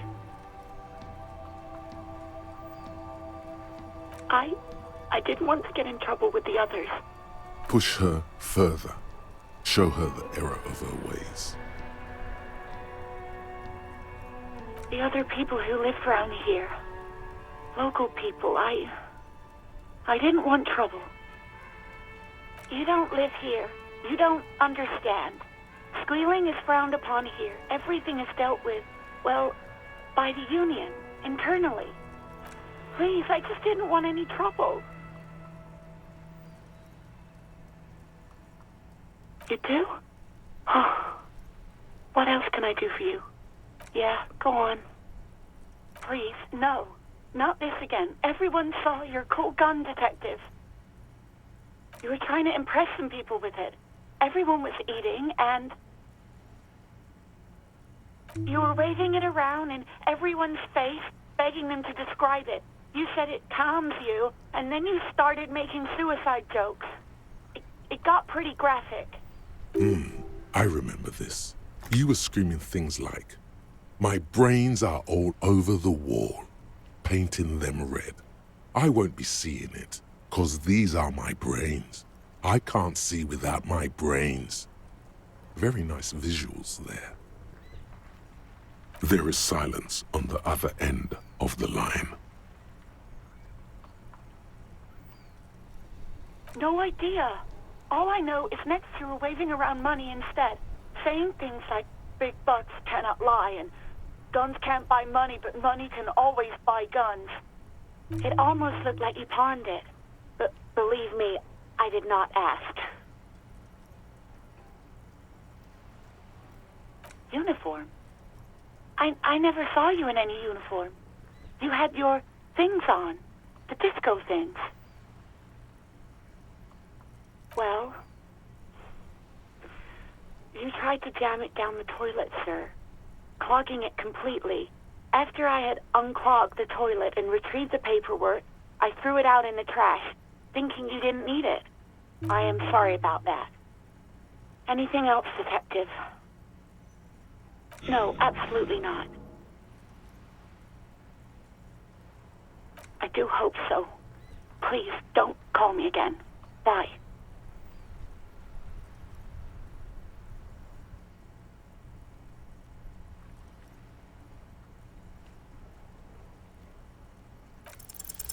Yes, you have obviously done something to upset her at the Whirling in Rags, when she was still working there.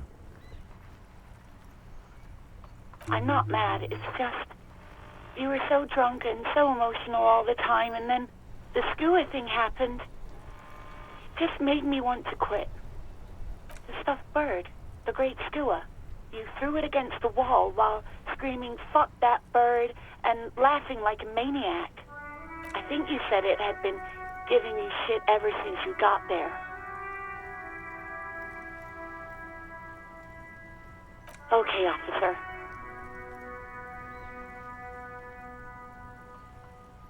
Yes, obviously. You were the worst client I've ever seen. And I had seen so many assholes in this place. I've had sailors fighting, union guys grabbing my ass, kids stealing booze. Once a guy was glued to the karaoke machine every night for 2 months. But you, well, you were worse than all of them. Honestly, you were getting borderline aggressive.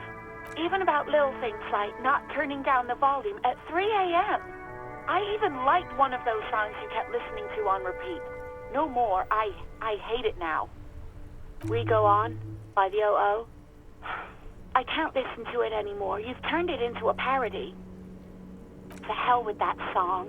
Then there was your room. Your project. An experiment to see how bad it can get in there. I tried to send the cleaner, but you wouldn't let me. Threatened to make me understand. I had no idea what you meant, and I don't want to know. And then you screamed something about how you're actually a real cool guy, and no one understands it. One of the coolest guys there is. The coolest guy in Jamrock.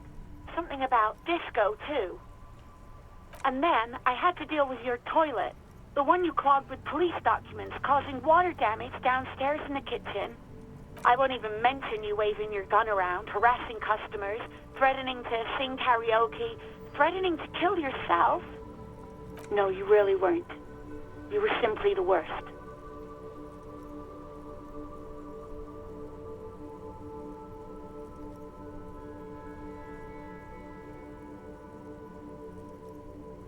God, I knew I shouldn't have brought it up. Just try not to call me again, and let's pretend it never happened. Wait, really? No, this is absolutely not true. I like Guard. I really do. No, I was actually flattered. I've always liked him. It was just bad timing, with the corpse and all that. There's a pause. You can almost see her on the other side, the telephone cord coiled around her index. I didn't know what to say to him later. Then you came and destroyed the place. So I left without explaining. I should have told him maybe. Okay, but please don't mess it up. Please don't take out your gun or something. All sorts of things. From disco, rock too. So much disco and rock. Yes, that's the one you like to sing along to the most. The later it got, the more that one came on. Interesting. You still have to find a copy though, before you can blast it. You hear a sigh of relief on the other end of the radio. Wordless, the call breaks. Then, the already familiar voice. Anything else I can help you with, officer? Sure, officer. What's the number? And the make of the armor, if you know it. Got it. I'll contact the ICP database immediately. Call back tomorrow. Hopefully they'll have dug up something useful by then. The International Collaboration Police, ICP, is an inter-Isolari law enforcement service, the crown jewel in the moral intern diadem, alongside EPIS and the coalition government. 57's over and out. In the cabin, you see a set of steering levers. Hey, so we've been monitoring you internally, and now we know your Copo type. Yes, guess what's yours?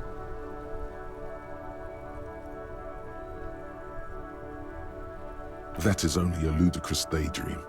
Guess again. You're the... No, you're the sorry cop. The cop who's sorriest. Let's make it official then, shall we? What? Jealous of the sorry cop? I think they'll be fine. Don't worry. They'll be super, super fine. It'll be totally okay. You can dual Copo type from sorry to anything.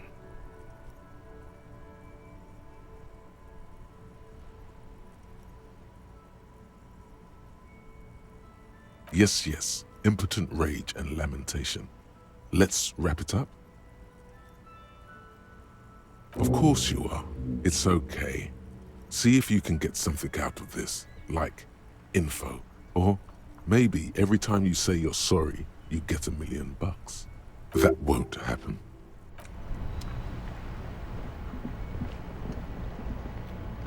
Now it's turning into a kind of a snow limbo, man.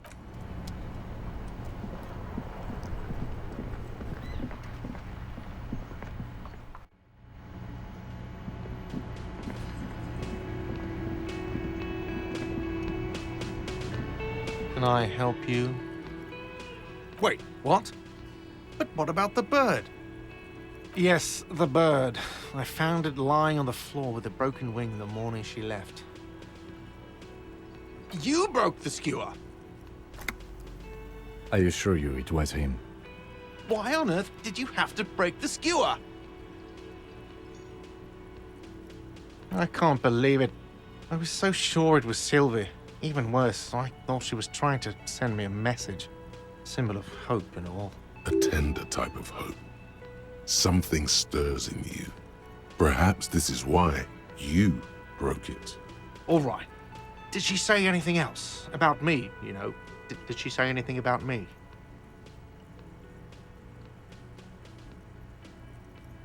Really? I should give her a call then. Thanks, I guess. Was there anything else you wanted, or...?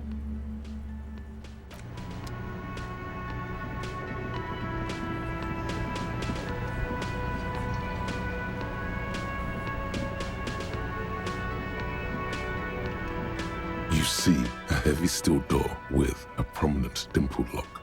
It's painted blue. You immediately feel drawn to the color.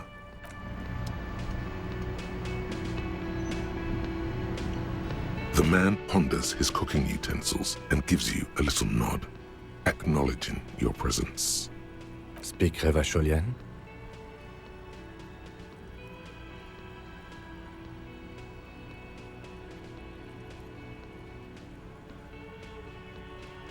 We speak Suren. There is no such thing as the Revacholian language. But don't worry, your message remains clear. The cook is still smoking, ash falling from between his fingers. His hands are large and clean. Good thing he didn't understand a word of your stupidity.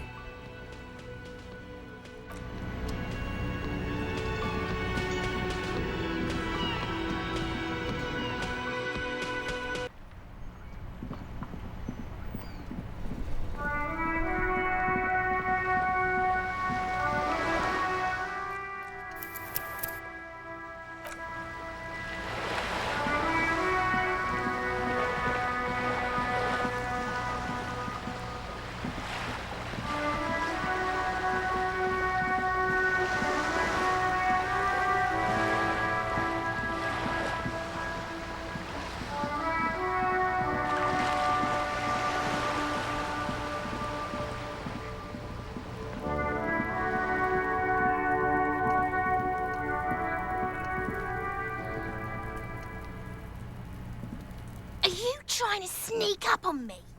Come to slit my throat in my sleep? Logic error. She is not sleeping right now. Pig's come to take me out, trying to snuff me out. Then why are you sneaking up on me like that? It's not a good idea to scare me, pig. Not a good idea at all.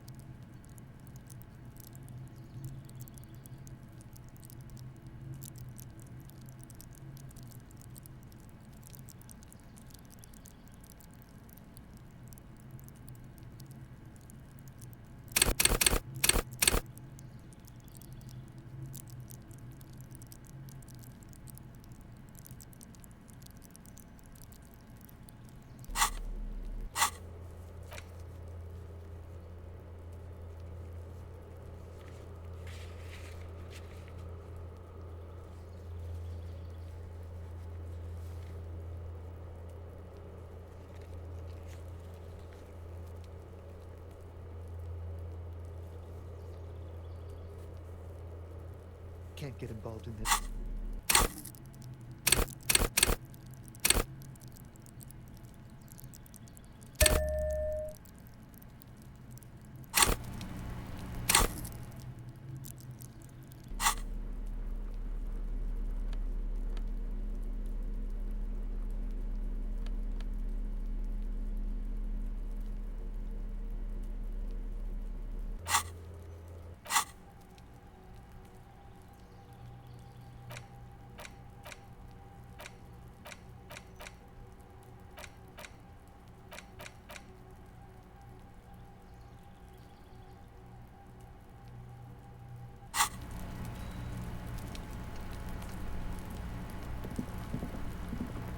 This must be it.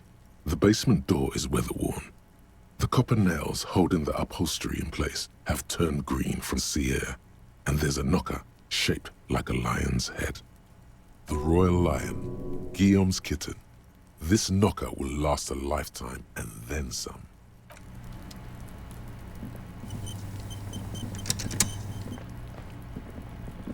There must be another way into the building.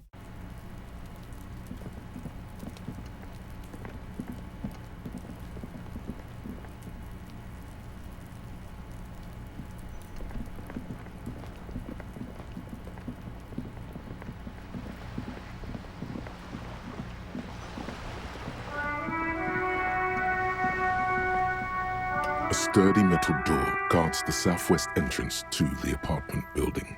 It's locked. The door rattles against your knuckles, but there's no response. The door rattles again, but this time You hear an elderly woman's voice calling out from inside. Stop banging on the door! I'm not letting any more strangers inside. Doesn't matter who I am. Now go on, get out of here. From within comes the faint sound of a broom sweeping across the concrete floor. Ha! The police? Everyone knows the police don't come round here. No, I already told you. I won't be responsible for any more strangers getting into the building. Go check the backyard door. Maybe someone there will. Backyard door? There must be another entrance to the east. Madame, I assure you, we are real police officers. There is no reply. Just...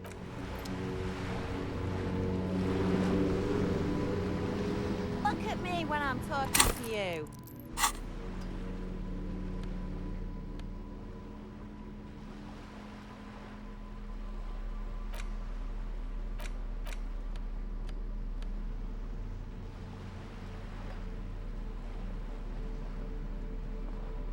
Hey!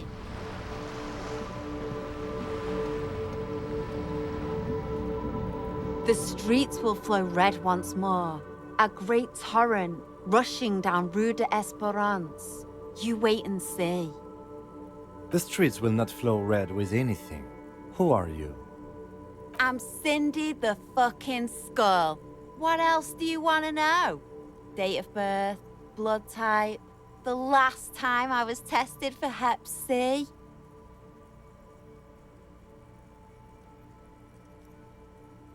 Go where? Accosting a minor? Listen to your partner, pig man. Keep your grubby hooves off little old ladies. A brush? An artist? The red splatter is urban expressionism. The lieutenant is desperately searching for another handkerchief. Hatred? Disgust? It's difficult to tell which of the two is more present in her girlish features. The woman on the boat does not notice her staring. That Ozon whore. Someone's got to keep an eye on her. Ozon is an archipelago 2 days' travel away from Rivershore. Its moneyed residents, used to posh restaurants and upscale boutiques, rarely have reason to visit Martinez. On a first-name basis with her, are we? Piggy's moving up in the world. It's where they grow whores like her, and they're whoremen. Pig's not half as dumb as he looks. Can't you tell? I'm painting a beautiful mural, an aereo graffitio visible from low orbit. I haven't really started it yet. I'm waiting for the right words.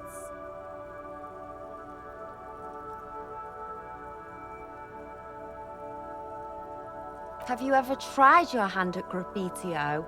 When faced with a blank wall, most people write unimaginative stuff, like pigs go home and Mona was here. We rarely see pigs round here, though.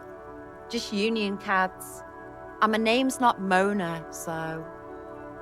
This place is severely lacking in havoc. Not even the occasional trash can fire to break up the tedium. I thought I'd mix it up, you know, summon the forces of crime and social chaos with a wall-sized invitation. Yeah?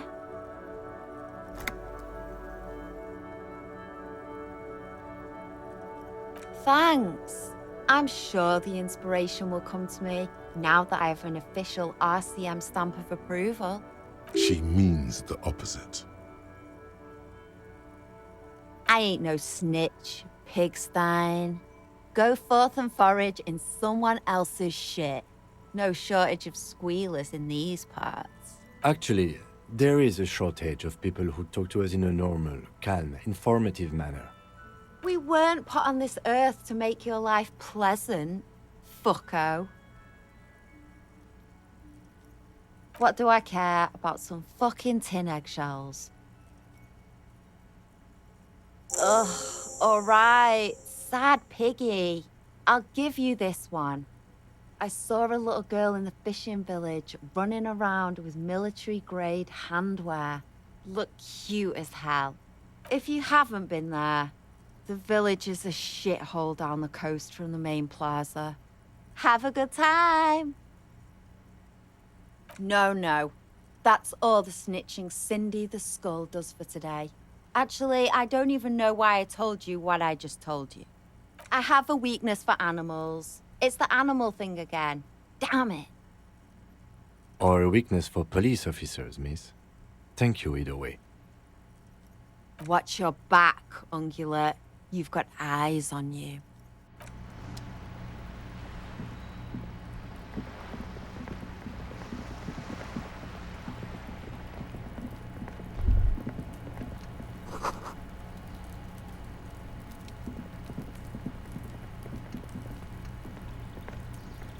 So much for a quiet smoke.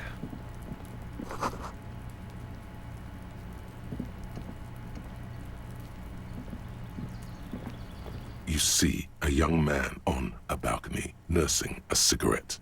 His eyes have been following you for a while. Not looking for any trouble, officer.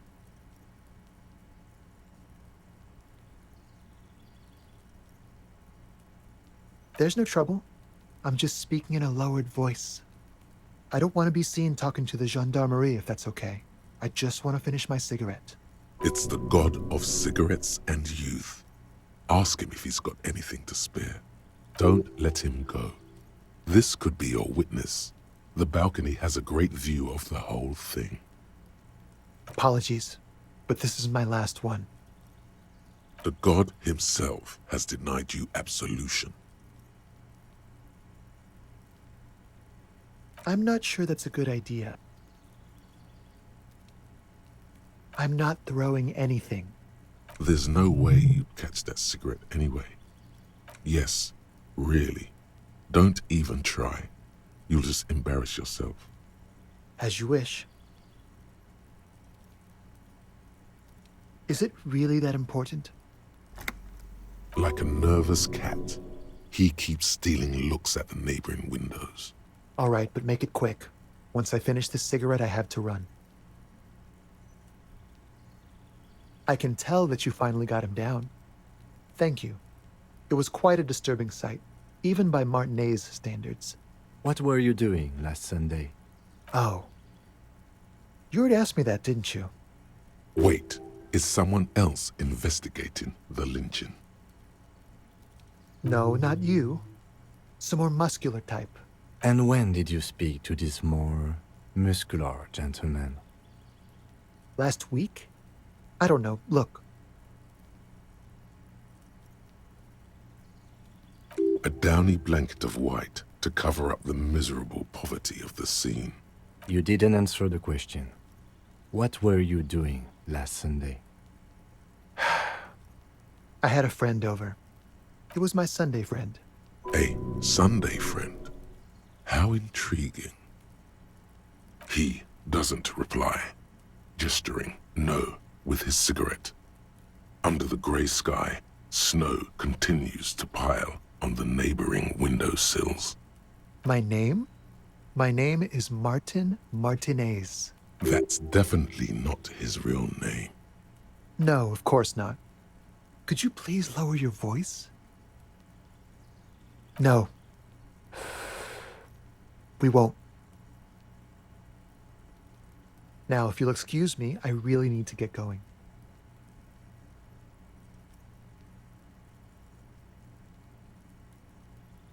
Good luck with the investigation.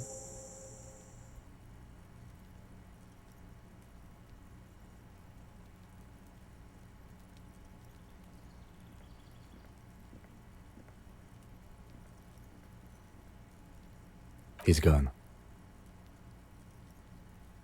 No point in running. Tenements like these often have multiple exits. If he doesn't want to talk to us, then he'll know how to hide himself. He could be a witness. Him or his Sunday friend. Either way, we need to look into that muscular type who's asking about our case. There has to be a way of getting inside the building. Let's go check out the door near the pier again. Once we found a way in, we can ask around for his apartment.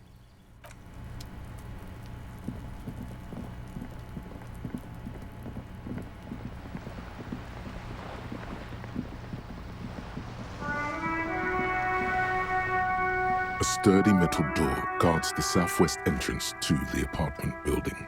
It's locked. This could be a way into the apartment building the smoking man vanished into. Good. We had enough problems with bums and drunks and thieves loitering in the hallway. You have no business here. You can't think of anything convincing.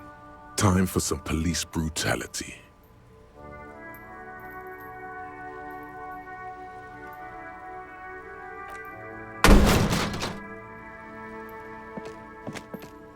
No, you're not. You don't scare me, punk.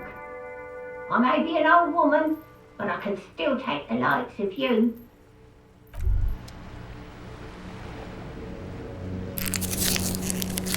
Bent metal, broken glass. Your path lies strewn with the broken forms of everyday objects. You are the destroyer, the bane of inanimate matter. Kudos.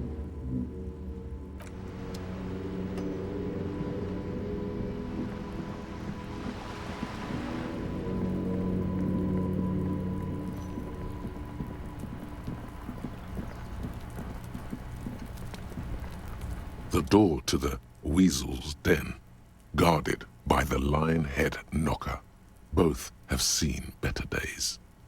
The leather upholstery is worn and rough against your jaw. You don't hear any movement. In fact, it's oddly silent in the yard around you. No birds chirp. You knock silently. The upholstery muffles the sound. No response comes from the apartment. I guess no one is in? Let's be honest. This isn't what I joined the RCM for, but every day tells you something new about yourself. Apparently, working with the local union boss to get info on an investigation is not something I'm squeamish about. I mind that the local thug is using the RCM for his busy work. But if this gets us to the bottom of this hanging, then I'm willing to look over it. On the other hand, we could just leave and tell Evrart we opened the door. No one seems to be tailing us to see if we actually did it. Yes, presenting a fabrication is known to get results here and there. You took this task. You make the call. The door is right here. You can just open it and be done with this. Besides, if you never open it, you're never gonna find out what's behind the door. You try to be as silent as you can. It takes a bit of rattling of the handle to loosen the bolt. Finally, the door unlocks with a small clack. Thoughts race through your head. The sound of the key turning still echoes in the yard. Hopefully no one heard. There's nothing else to do than to leave and tell Evrart. No conceivable reason for you to intrude on the premises.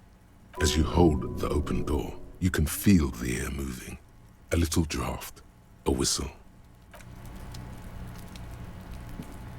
Yes?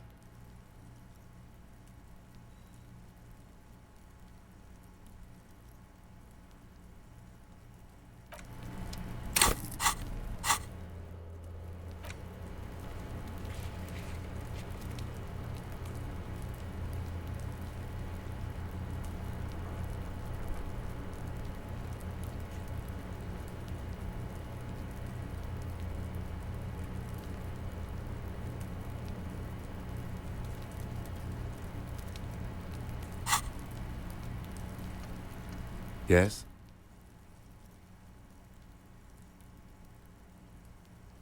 What about me? Good. Let's change the subject. What do you want to know? What's there to say? It's just stupidity. The cop kind. Our precincts can't decide if Martinez is part of Jamrock or the Industrial Harbor. Yours or mine. As if we somehow own parts of the city. Typical street gang mentality. So we've let the Union make a mockery of law enforcement here, and now it's come to its natural conclusion. Well, sort of. It's less a matter of who gets to police Martinez than who has to. It's an orphan district, in other words. I think the dispatch desk just told both our stations about the hanging. There was quite the brouhaha at the 57th, I can tell you that. Time to settle it, they said. Cop off. But I assure you, I am not their finest or toughest, with 102 cases solved. What I am is least interested in a pissing competition. So he volunteered to represent the 57th, but not out of competitiveness. On the contrary.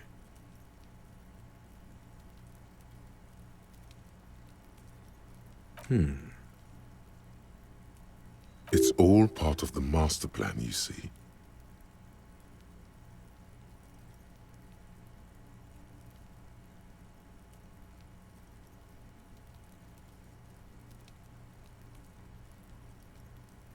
A good joke.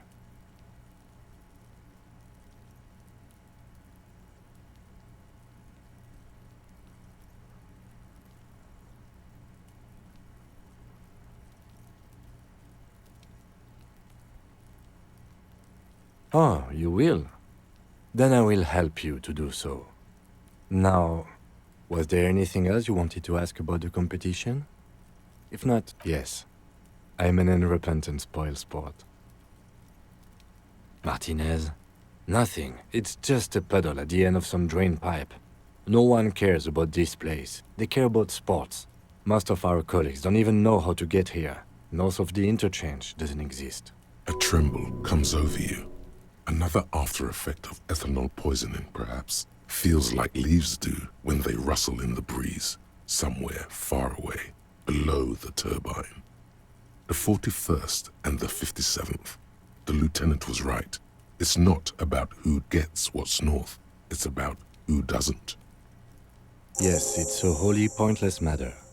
Forget I ever mentioned it.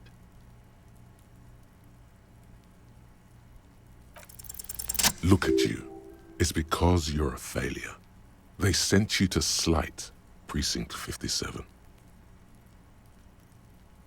Just think about it for a second. You're a raging alcoholic who showed up 3 days late wearing piss-stained disco garb. You weren't sent here to win.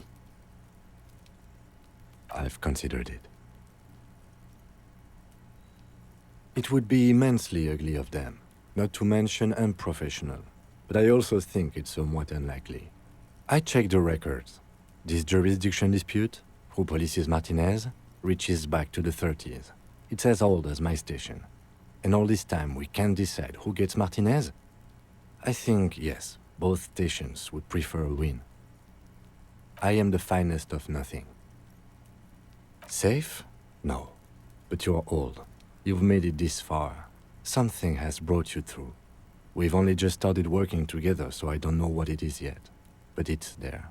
So no, I don't think they sent you as a joke. And even if they did, they are in for a surprise.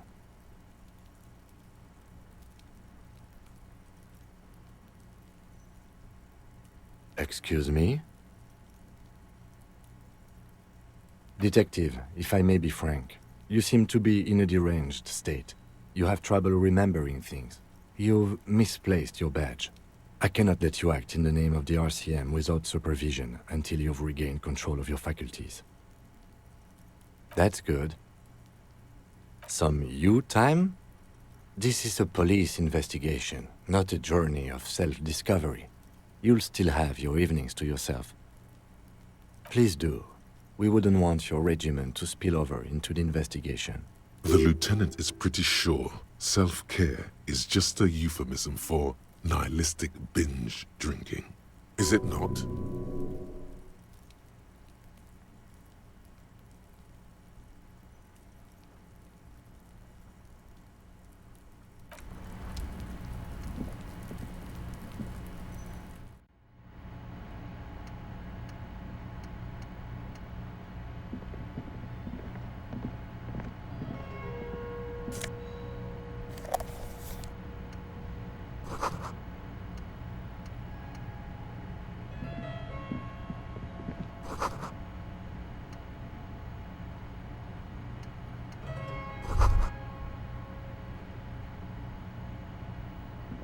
This is the flag of Revachol, the suzerainty. This isn't just one sun, but there are little suns dancing around the big sun. This is the sevenfold sun miracle. It's an optical atmospheric anomaly the first settlers saw. Happens in cold weather. 6 small suns around the big one. This complex halo phenomena is how old Revachol got its flag. The tenant is an old-fashioned guy. By old-fashioned, he means very right-wing. The lieutenant does not bow to the flag. It accepts your salute with quiet dignity.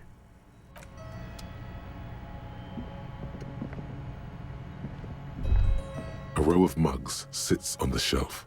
Each one depicts a human figure. A dark-skinned woman grinning amidst mysterious symbols. A broad-shouldered man shoveling potatoes, and others. A little ring. Though cheerful, the images on the ceramic make you vaguely uncomfortable. There's something disdainful in the way the curves and lines of the bodies were drawn. It looks like the artist is celebrating diversity, but underneath, he's just making fun of these people.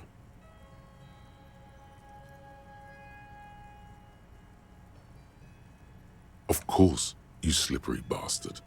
The lieutenant picks up one of the mugs, then puts it back down with a look of disdain. I'm beginning to feel better about breaking into this man's apartment. Yes, your broken mug friend would feel very much at home here. The same humor, the same mocking lines. There's the missing tin soldier. Whoever lives here might have used the Whirling's container to dump his trash. And now they've drawn the ire of the Union. The plot thickens, as they say. An interesting little clue. Let's see where this goes. Clues have a way of magically connecting to other clues down the road. Perhaps you should break into apartments more often. Who knows? I'm not expecting too much from this clothes in the trash lead either way. It might turn out to be some random local matter, but still, a nice coincidence. You could ask Everard who this person is once you're done here.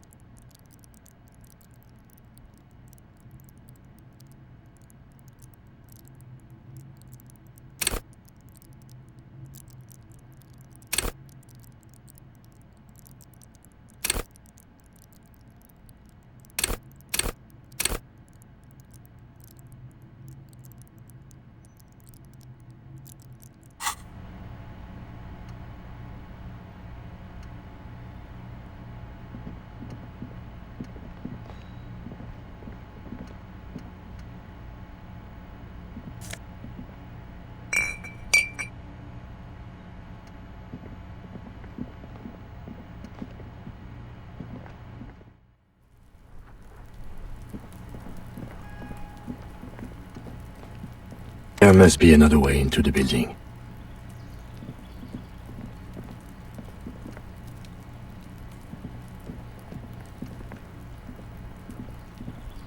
A stone, like any other, lying in a whirl of sleet and mud. Maybe there's something under it. There's a key beneath it, rusty from the dirt. This must be for the front door. Pity doesn't have the apartment number on it. This building has hundreds of apartments. We'll just have to go in and see.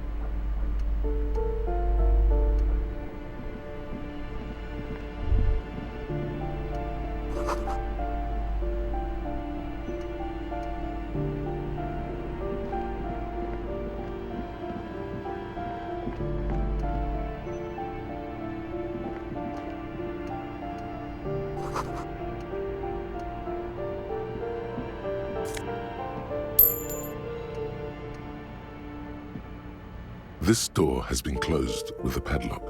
A chalk-drawn number on the board says, number 11. No reply.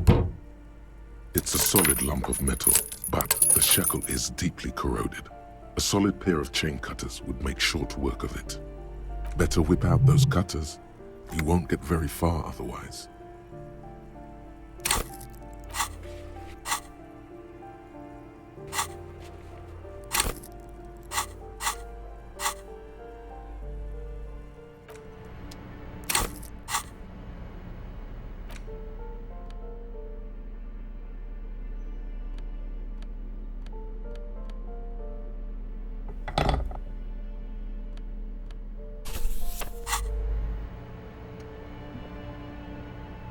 This door has been closed with a padlock.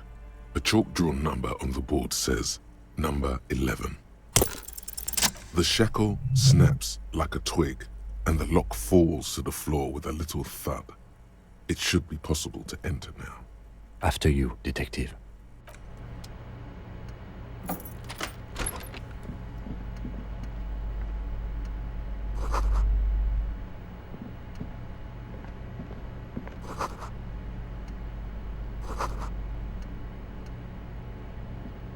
A plaster cast bust depicts a middle-aged man with impressive sideburns. The name on the plinth reads Kraz Mazov. Kraz Mazov, nom de guerre, was an economist and a theoretical historian. He was a leading figure in the Grad side of the turn-of-the-century revolution, where he headed the 9-day government. Mazov is considered the father of scientific communism, Mazovian thought, or Mazovianism. The White Star, the photos on the wall. I think we have broken into the apartment of a young communard. How fitting.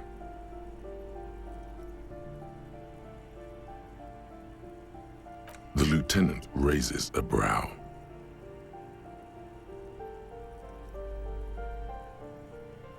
Thank you for sharing this wonderful opinion on human sexuality. There aren't many communists around, not after the revolution.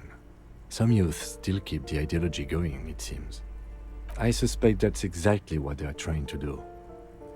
There aren't many communists around, not after...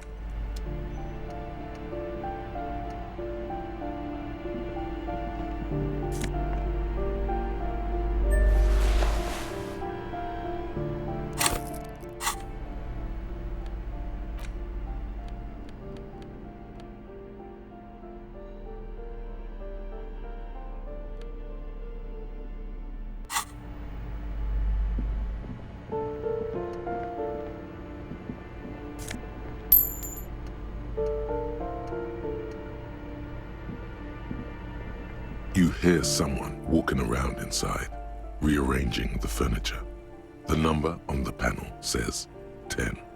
The walking stops abruptly, but no one comes to the door. You can feel tension on the other side. Sounded like a woman's shoes. A poor communard from the looks of it. The room is barely bigger than a closet. Do I have to open the door? Do you have a warrant? I'm not obligated to open the door if you don't have a warrant. Let's go. We don't have a reason to get inside that apartment. It's generally easier to do things if you have literally any reason.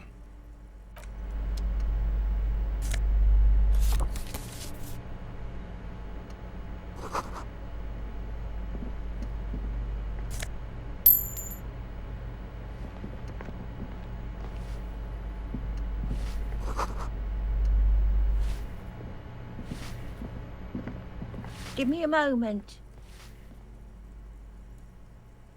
The cold never does any good for my bronchitis. This woman's health is failing her. There's not much to do. Not in this damp. I'm fine. Fine. Don't you worry about me.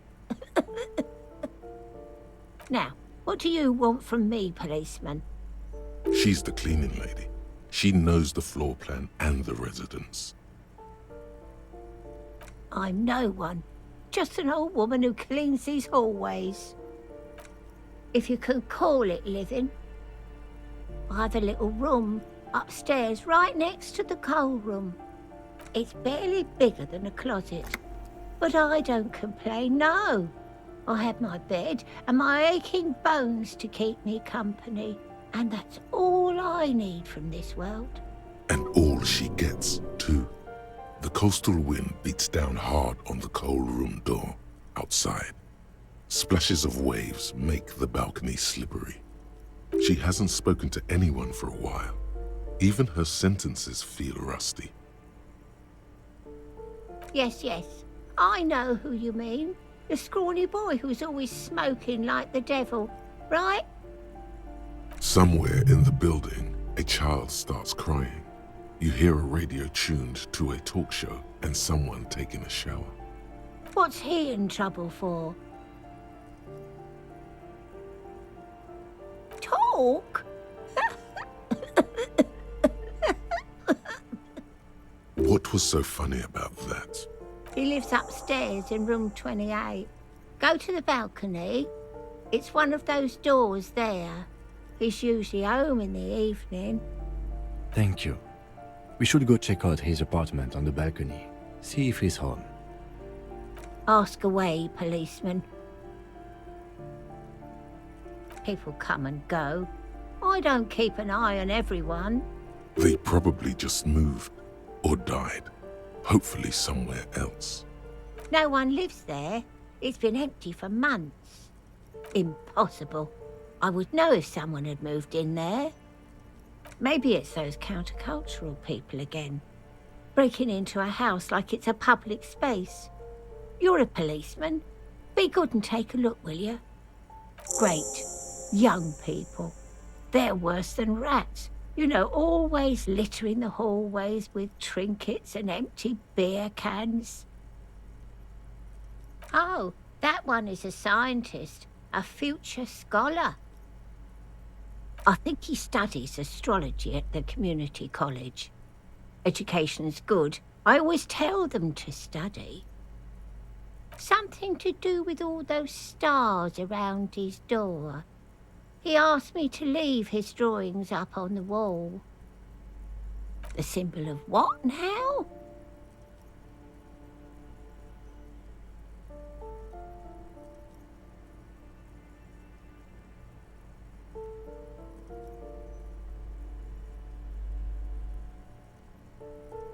I don't believe in equality. Never seen it work. The artiste? Nothing I can do about her, I'm afraid. She ruins the walls faster than I can clean them. Still, she leaves an old lady to her business. More than I can say for others. She mumbles some kind of a response, then hacks something into her handkerchief.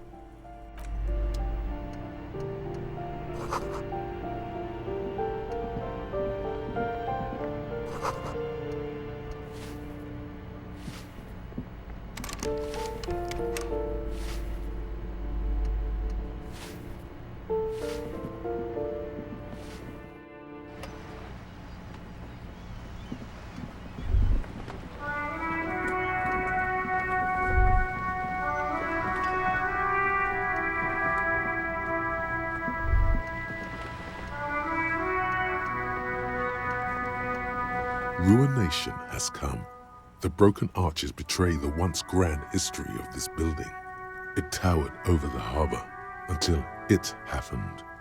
A great force from the northeast fired into the city. Heavy artillery shelled the coastline. Fired from the water, a straight shot into Revachol. The tenement acted as a defensive wall against the worst of the shelling until it was destroyed, and they had a direct firing line. The waves of the Martinez Inlet rolled over the fallen remains of the building. The dark waters obscured the better part of the remains. This is where the damage came from. From somewhere in the inlet, the cannons. What didn't fall into the ocean was used as scrap.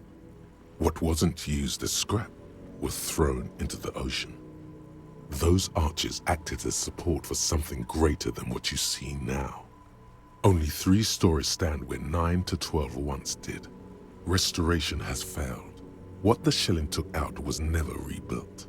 Underwater, iron helmets have sunk deep into the sand and the mud. Helmets of soldiers, and their finger bones too, and clavicles, littering the ocean floor. A fleet, the combined armies of Occident and Grad, with Mesk volunteers, a 5-nation army, hundreds of vessels. They massed airships further down in the Bay of Revachol. The artillery was so powerful. The ships not only required gyroscopic stabilization, they were anchored into the ocean floor as well. Many are still there to this day. If you squint, you can just barely see the shadow on the water, far in the northeast. Cannons still ready to placate Revachol. Coalition warship Archer can shoot 50 shells a minute on 20 co-aligned archers. They will reach the city in 58 seconds. The coalition. But that was a long time ago. I think we should move on. It's chilly up here.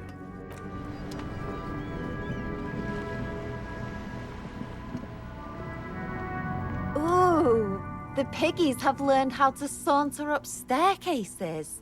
I didn't think you could do that with hooves. But here you are. Yeah, I can see that. Cool mutations. That smell coming from her paint bucket. It's not paint. It's heavy fuel oil. Red-dyed heavy fuel oil, intended for exclusive use in government vehicles, to be precise. What did you think I was using? Aquarels? Sucked it out of a cop's fuel tank myself. Back in Jamrock.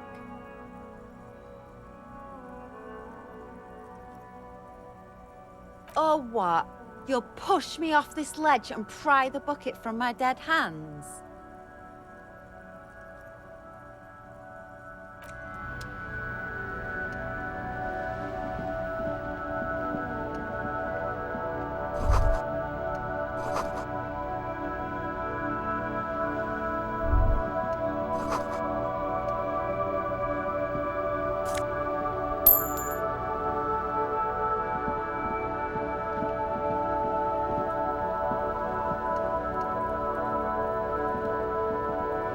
Hello again, officers.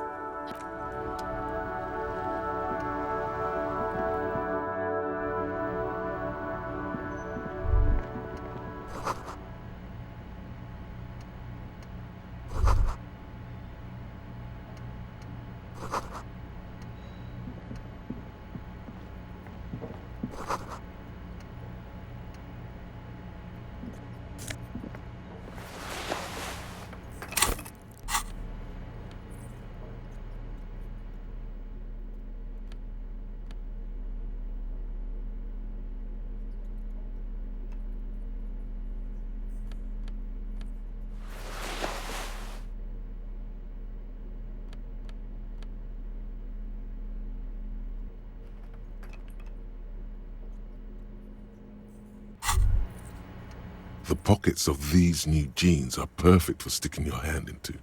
Makes you look cool, calm, and collected.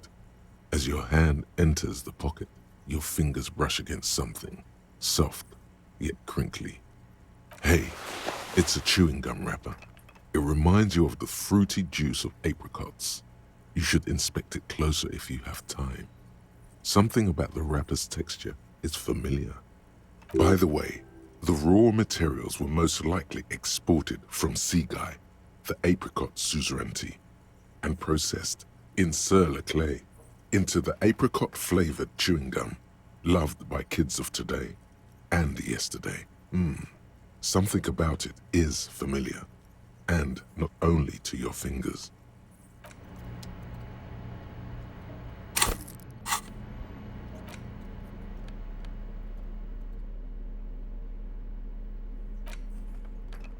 There it is again, the scent of apricots with a touch of cinnamon. Smells like the end of some distant summer, the surface of another planet, or some ancient temple. Yes, from the height of antiquity, a long, long time ago, millennia ago, on an island of time you can never return to. The sun sets into the sea, but the water does not boil. Instead, it turns to liquid gold. For a moment, the world's store of precious metals seems to increase dramatically, and you are rich.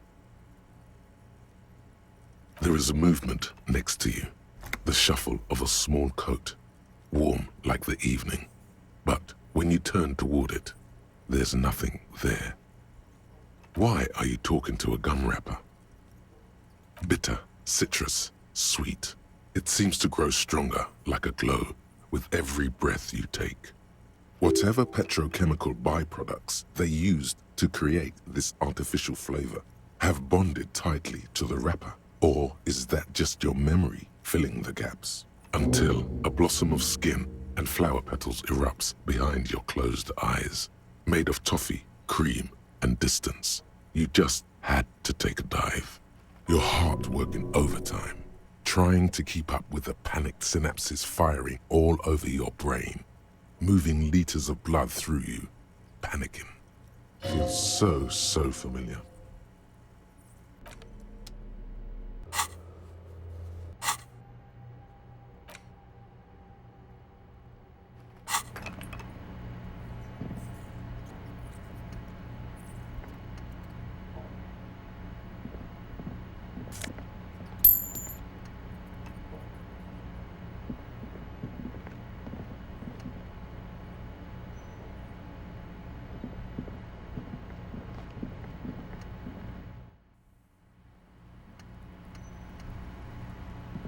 Hello again, officers. Have you come to admire my mural? Ooh. Not only have you found my address, you've discovered my biggest secret. I'm a coal miner. She does have eyes that seem to be smeared with coal. Yes. I keep hoping a shaft will collapse on me, but somehow it never happens. It doesn't have to do anything at all. Nothing does. Like me. Right now, I'm doing nothing at all. The inspiration will come to her once hell is set loose on the streets. It's too calm right now. Does anyone in a city like this? Shoot, Piggy. It's what you do, isn't it?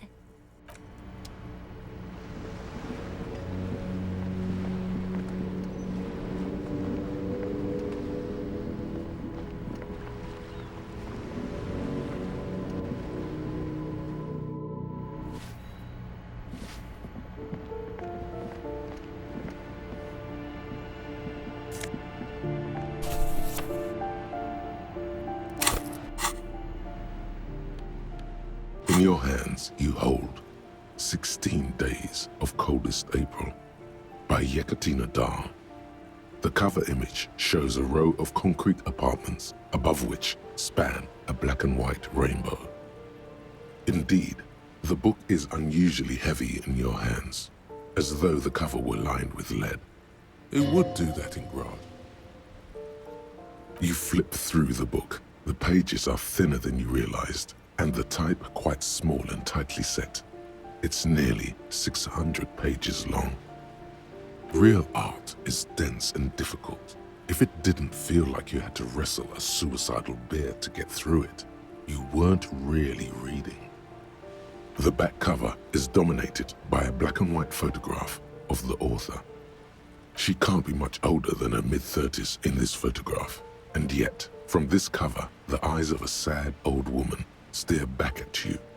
In cold, detached prose, the author describes a scene from one of the Yugograd riots in the 20s.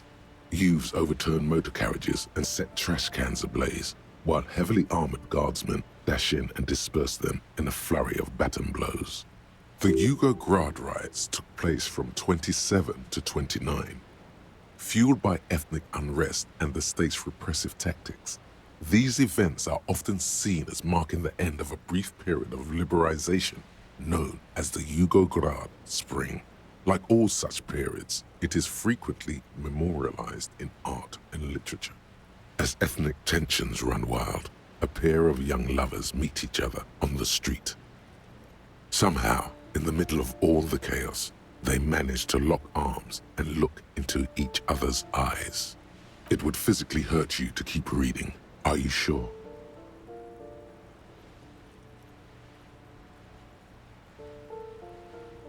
You've made the right life choices today, sir.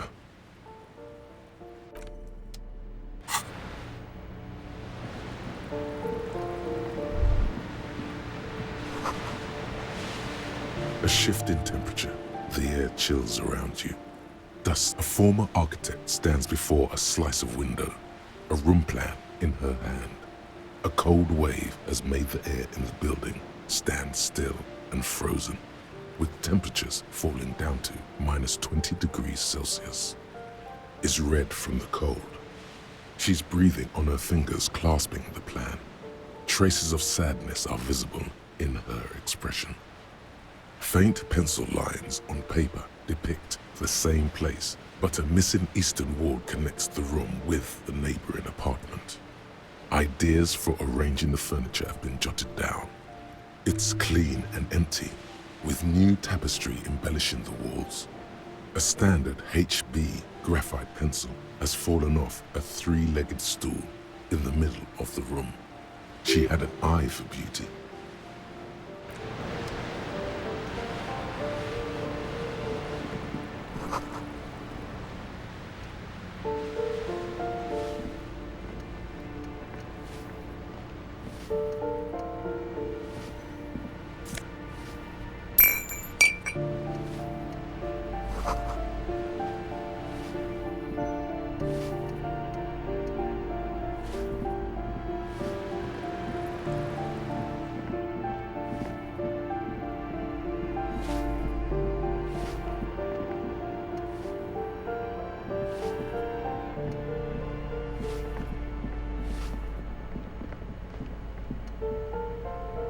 You hear someone walking around inside, rearranging the furniture.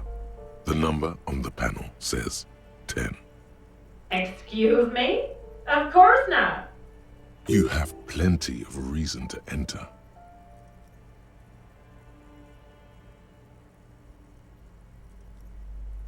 Oh, come on.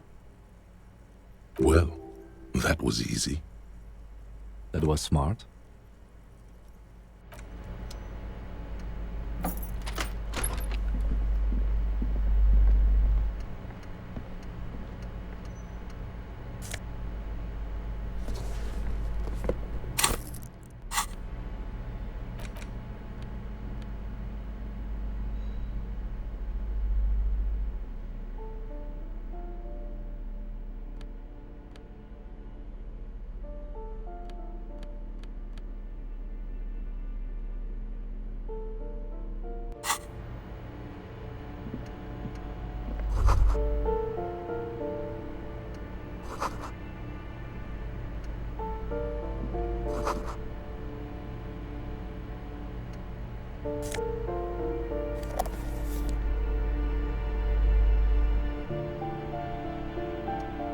Satisfied?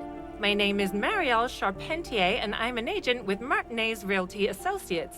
I am not breaking in, as I have every right to be here. The keys, see? Boy, there are a lot of different keys there. More than 20 at least. Do you want to see my ID as well? You can't legally ask for it, but why not? Want to see my residence permit too? It feels flimsy in hand, with the words Revachol Zone of Control written under a nondescript municipal logo. There's a picture of her with shorter hair inside, along with all her personal details. Thank you. Do you have any questions? I need to be back in Midtown in an hour. I need to get it ready for the next lease, but as you can see, the previous tenant completely trashed the place. It was some kind of a moribund old man who used to be a business owner. You'd think they'd make rent. A sudden serious look crosses her face. This story didn't have a happy ending. But that was months ago. Anyway, was there anything you wanted, or is that it? Oh, that's another huge mess. The former tenant owes us 3 months of rent. 3. We closed the apartment and planned on auctioning off the valuables, but... And again, I have no idea how stupid mistakes like this can even happen. But Ron, when he came to close the door, didn't close the neighboring door. And there's a hole in the wall. So preppy. She's probably on some low-grade performance enhancers, like Preptide or Pericanine. A hole in the wall. Can you believe it? And then the tenant ran off with his stuff. He's gone. The money's gone. Just like that. The sum must have been puny.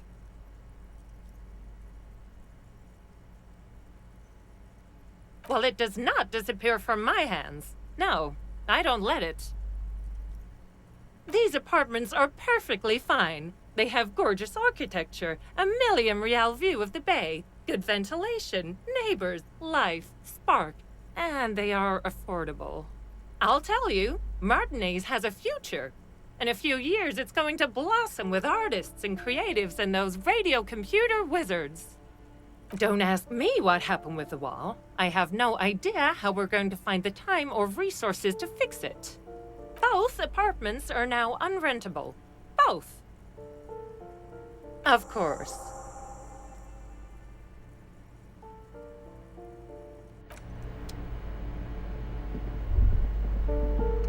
Master Investigator, you just can't keep yourself away from locked and hidden places, can you? Nothing. You're right. Get in there. Deep. Invade every personal space. Break every lock. Attaboy, the world's secrets were made for you. They wait patiently for you to uncover them.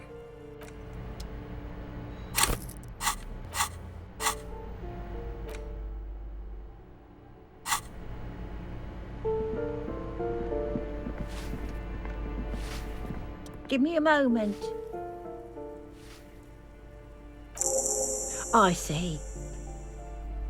I hope some good people are finally going to move in. This place needs them.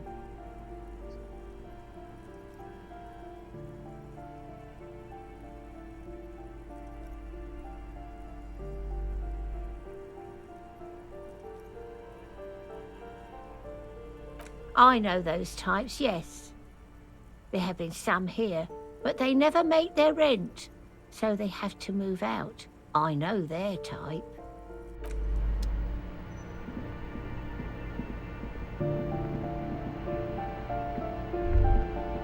That isn't just a five-pointed star. It's an inverted white pentagram cradled in a wreath of antlers, the iconography of communism, in other words. I'll keep my armistice handy, Detective. He doesn't actually reach for his gun. The star and antlers was developed in the 6th decade of the last century and quickly adopted by Mazov and the communards during the revolution. Even today, half a century after, the star and antlers retains the ability to evoke hope, disappointment, and fear in equal measure. To symbolize the toppling of the old order. Also, some social democrats were already using it, because white is the color of peace. Communism is the ideology of gutless intellectuals and clueless university students. They don't care about the real working man. In other words, it doesn't mean a thing to true revolutionaries.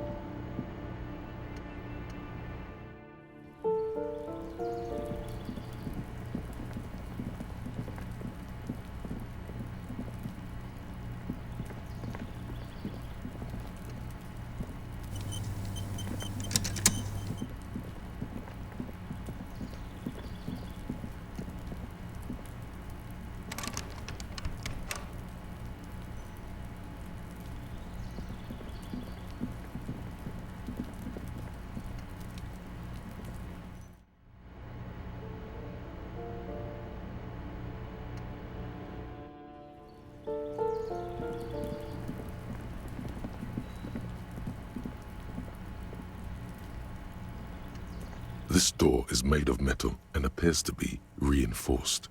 Someone here really values their security. Number 28. This is where the cleaning lady said the smoker on the balcony lives. Let's see if anyone's home. No one answers. Looks like the young man we are looking for isn't home. I think our best chance to catch him is in the evening. We should return tomorrow after we have finished with our day's work. How about 9 p.m.? Sound good? The smoker on the balcony. This is why we're here, right? He might know something about the murder. So tomorrow 9 p.m.? Don't worry. It's mostly all still here. You can remember things. You got this. Tomorrow, 9 p.m., right here. Apartment number 28. Good, let's go. Damn. Turns out it's quite tricky finding someone in a big apartment building. Don't worry. You'll get him. Remember, tomorrow, he's probably gone for today.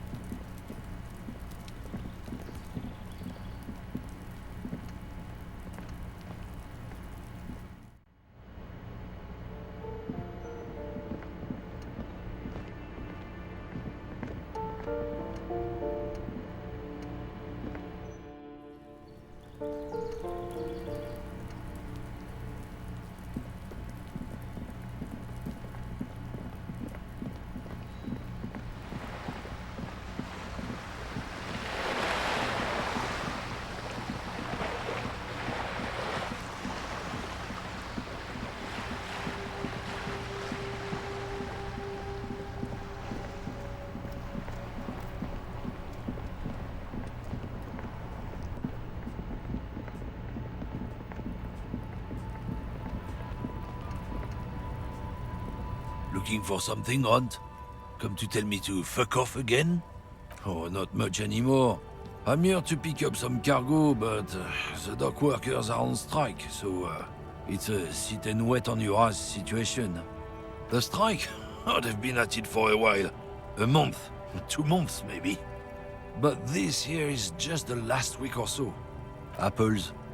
Apples is exactly the kind of thing you'd say if you had something to hide.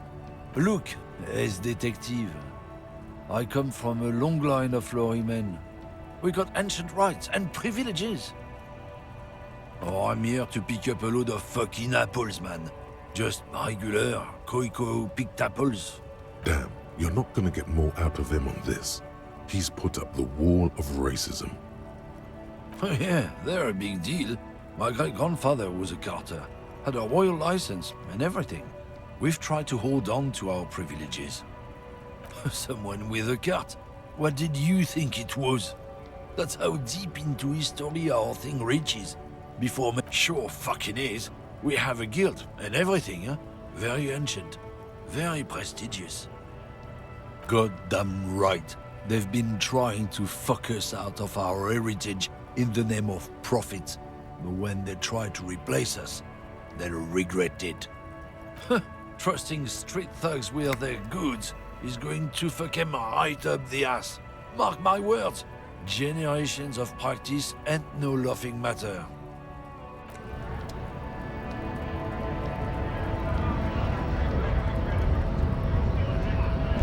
Right to work! Right to work! Shame!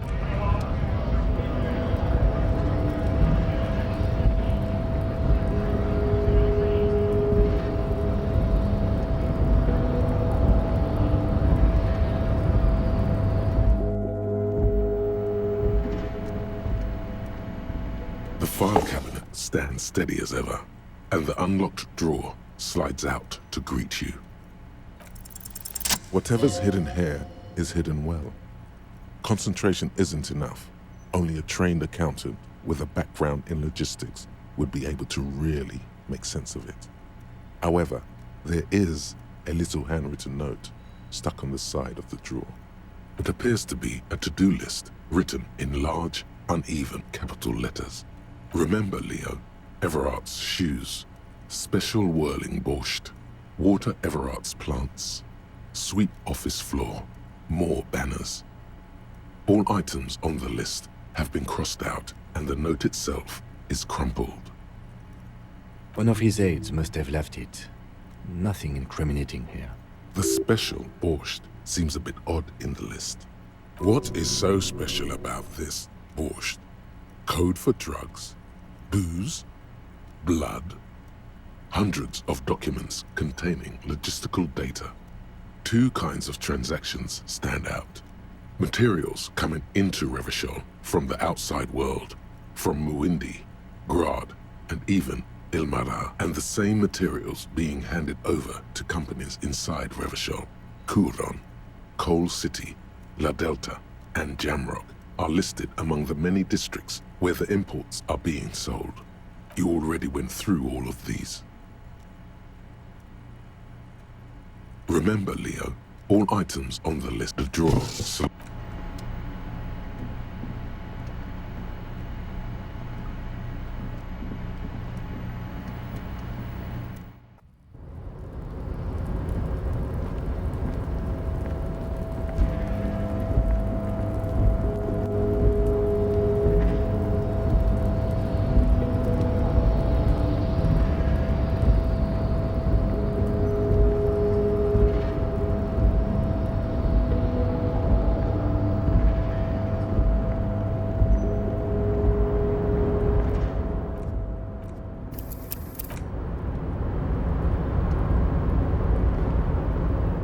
Mister. I knew you'd be back to talk with old Leo here. Yes, I did. Yes, I did. It's like Lady Larice said when she opened a bathhouse in the basement of my apartment building. They can only get so far before they're aching to get back. And lots of folk really did keep coming back. Sure, mister. Absolutely. I'm always willing to help out nice fellows such as yourself. Oh, yes, yes. I leave all kinds of notes for myself. That old head of mine ain't so good at keeping things in no more. I almost forgot about the borscht. Oh yes, I've been taking special whirling borscht to the men every day since the strike started. It's very, very good. Makes a man feel so warm and happy. I feel like I could take on Mr. Renadan's boar dogs every time the lunch is done. Power borscht, huh? Never heard of a borscht that turns little guys into dogfighters. Alcohol, however. Yes, yes. I'm taking it to them. The borscht keeps them happy and in fighting spirits. Makes you all warm inside. They brew it in the whirling in rags. Oh, the whirling's cook. He makes it. Them is always talking with Mr. Manana in that weird language and laughing together. He doesn't speak what we speak. He's from Grad. Oh, sure, mister. Sure. You do that. Yes, sir. He didn't actually understand what you meant, and now he's just nodding along. Oh, I'm just making some covers for them containers here. Yes, I am. Yes, I am. So it's easier for the crane operators to spot them. Sure, mister. About what?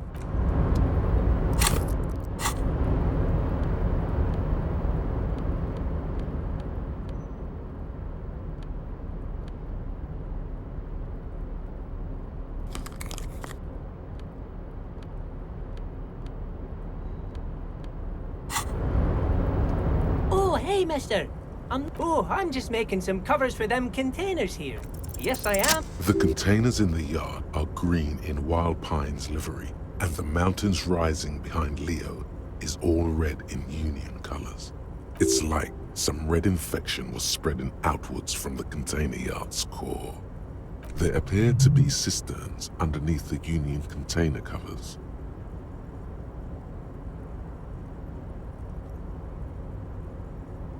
Oh, I don't know, mister. They say it's some chemicals. Most of them have labels on them, I think.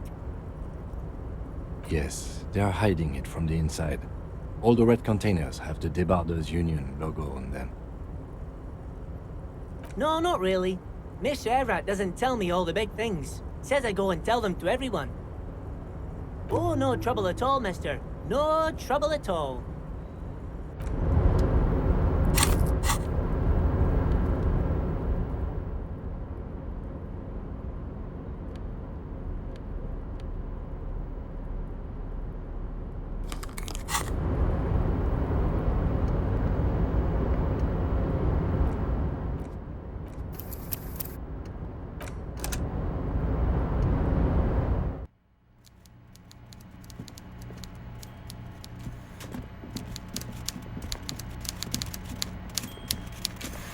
Mr. Dubois, a pleasure as always. You don't have to sit down this time, since you've already sat on that chair. I'm very glad to hear that, Harry. One question. You didn't actually happen to stumble in and see what's inside the apartment, did you?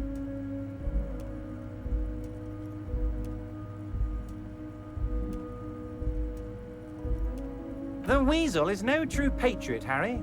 He prays every night for the downfall of the Union and spits upon the name of the king. Now let's get down to brass tacks. It's time for men like me and you to figure out who's killed who and why. Real police work is gonna start happening now. I promise you, Harry, this is gonna be good. Racist mugs in the trash and in the apartment? You guys are just light years ahead of me. I have so much confidence in the ability of your organization.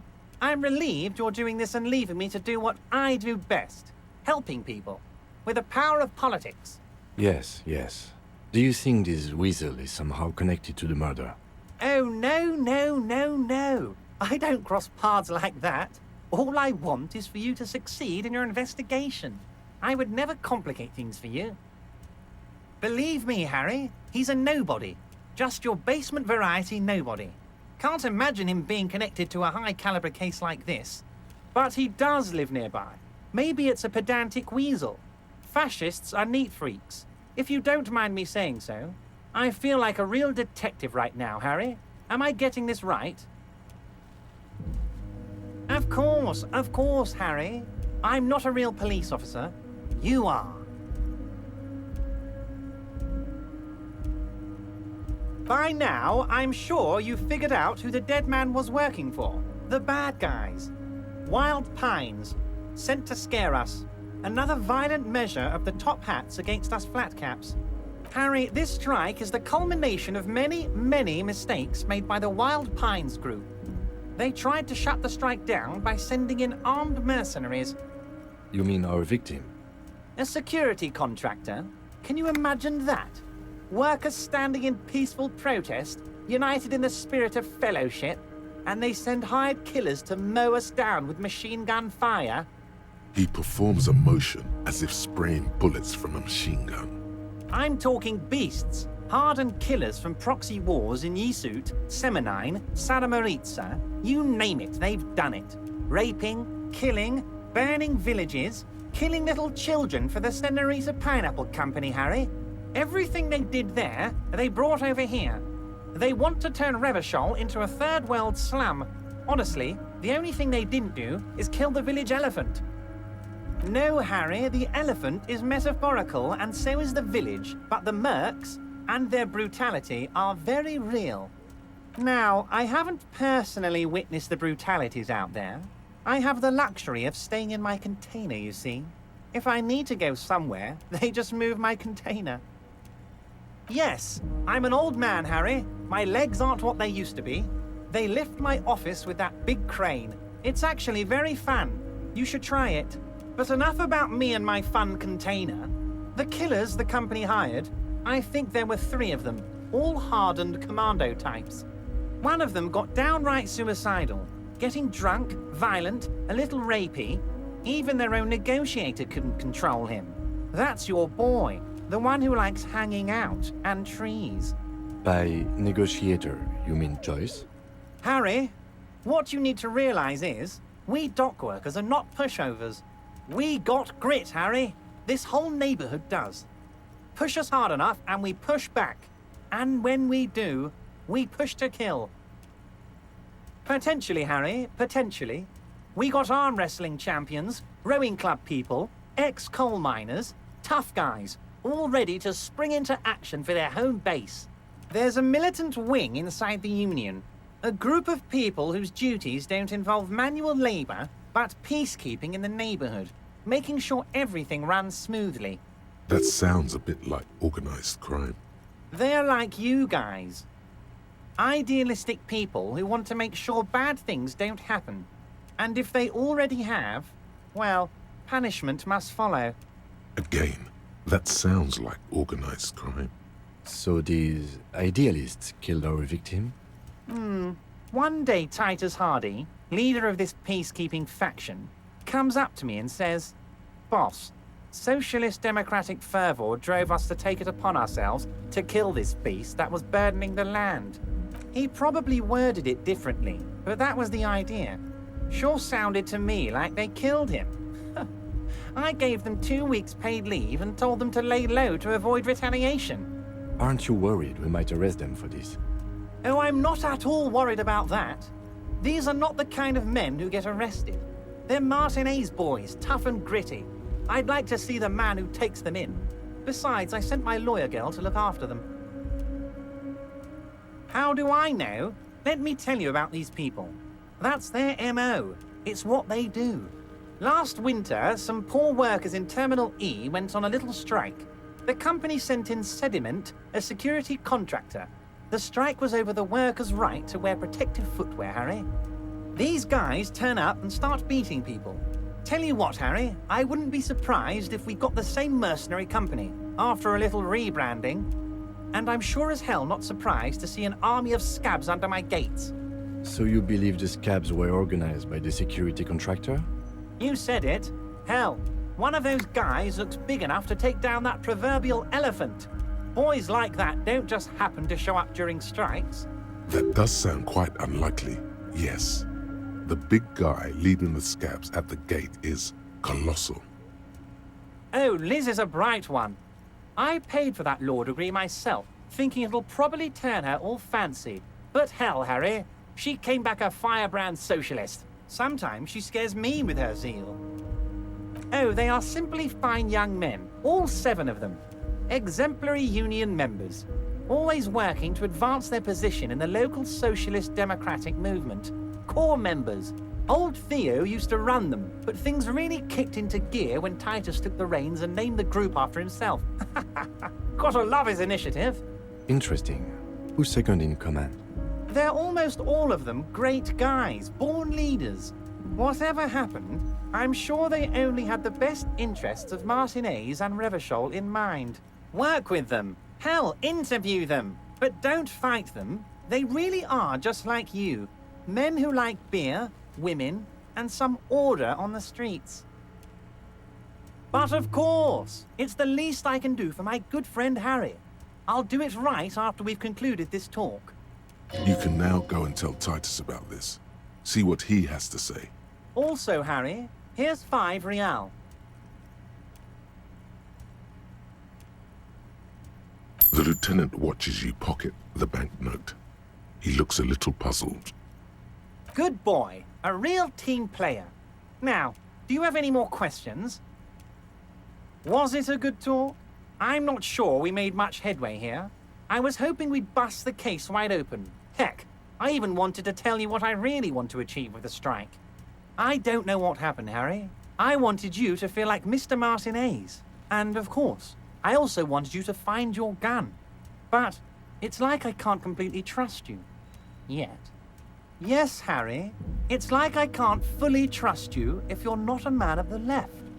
I want to, but I just can't. A man of the left? So you have to be a social democrat. He's been hurt too much in the past by men who aren't social democrats.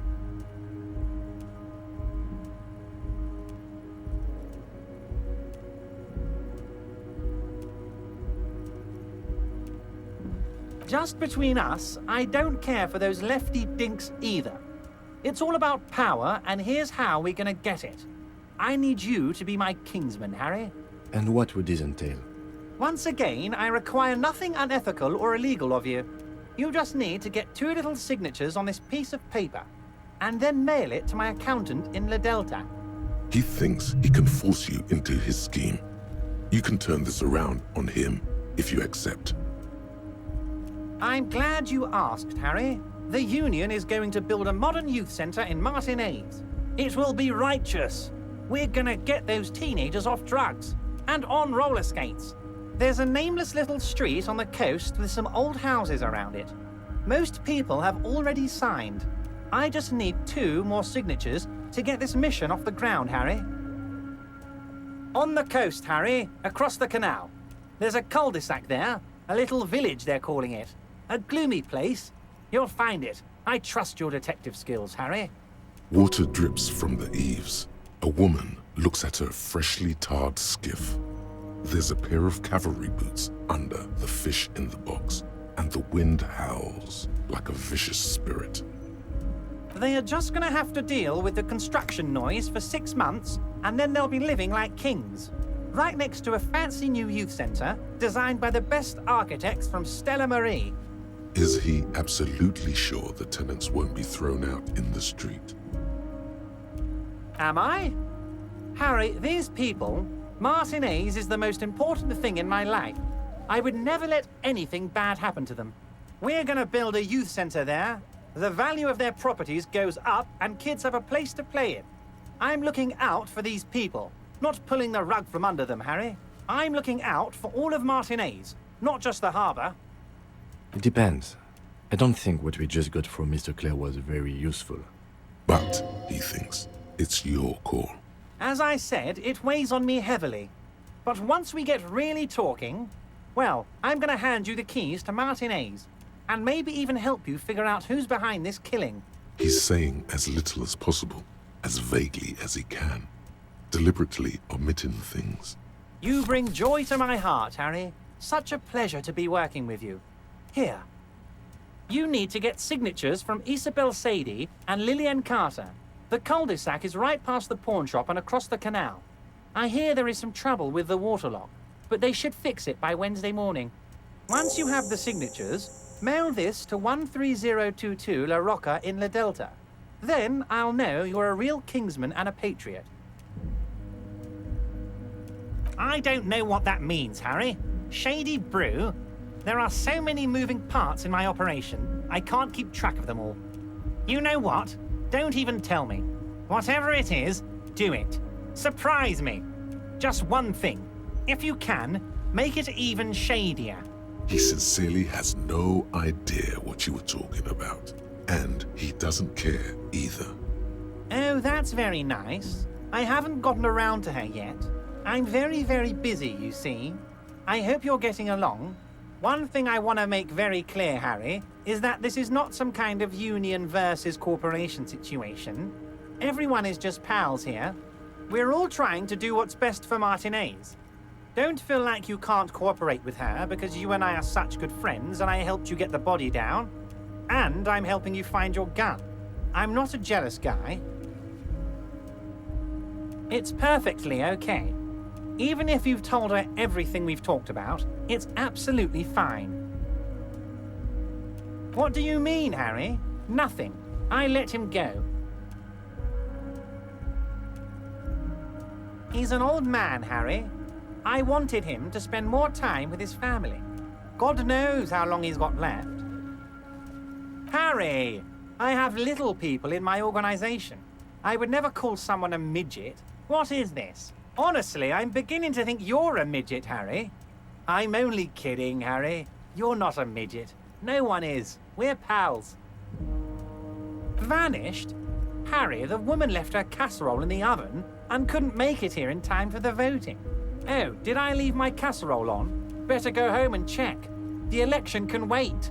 When she got back, the whole thing was over. Wait, there was no mention of a casserole from Joyce. Harry, Harry, Harry. Do not fixate on this little matter. Maybe it was a rabbit stew, or a hairdryer, or an iron. The point is, her heart wasn't in it. Mine was. This particular brand of humor he has, it makes for a fine distraction. Yes, yes. Low balling, of course. This isn't a casino, Harry. Real people, real livelihoods are at stake here. But everything's a casino for those rich types. His expression makes it clear. This is childish and irresponsible behavior. If she actually wants to see me, she will find a way. Any good negotiator would. And I just don't have anything to discuss with a bad negotiator. He doesn't want to see her. It's as simple as that. Of course, Harry. Let me just assure you one more time. It's perfectly okay to share anything we discuss here with this Joyce. This is a completely transparent organization. I have no interest in what she is doing, but I myself have nothing to hide. Your business is your business, and I respect your privacy. Just remember, none of this is secret. Tell her about all of it. My brother's picture, my singing swordfish clock. Tell her how overweight I am and how I'm helping you find your lost gun. Tell her about everything. Everett doesn't mind. It is rather interesting to tell people things about each other, isn't it? It was nice telling him about her right now. Most certainly, Harry. Nothing brightens my day like brainstorming these things with you. By all means, Harry, what's on your mind?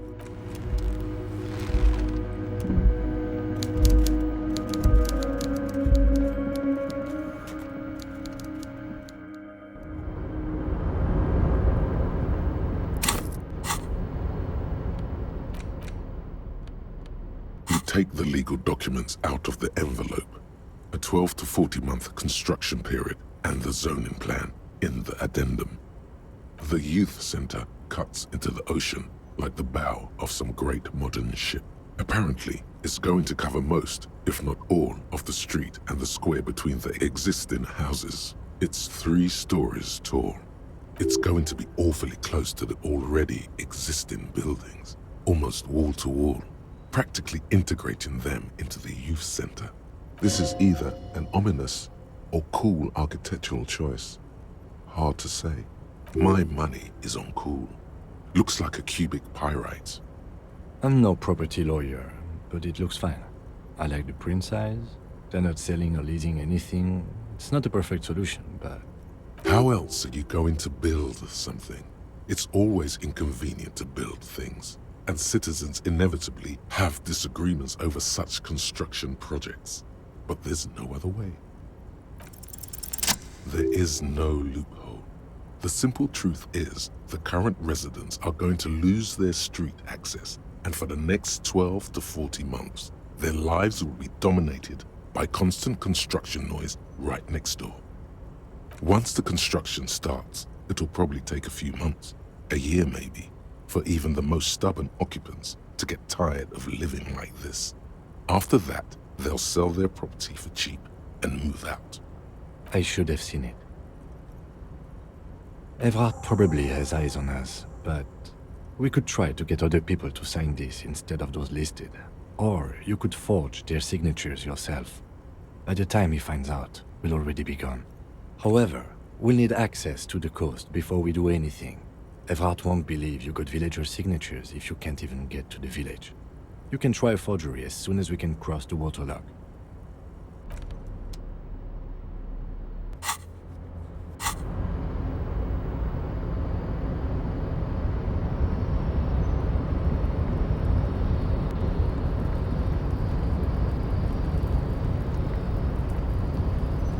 You're back before the cargo container. Its drawer has...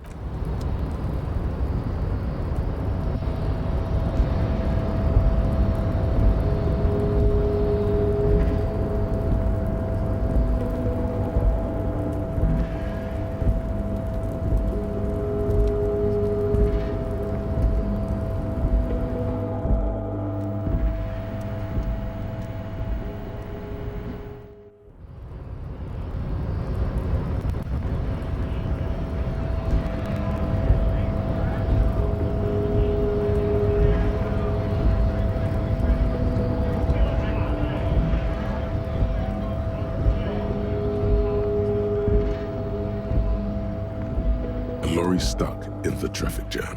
The windows are fumes of heavy fuel oil waft over you, making your eyes sting. The back end of a book. Racist nationalist paraphernalia.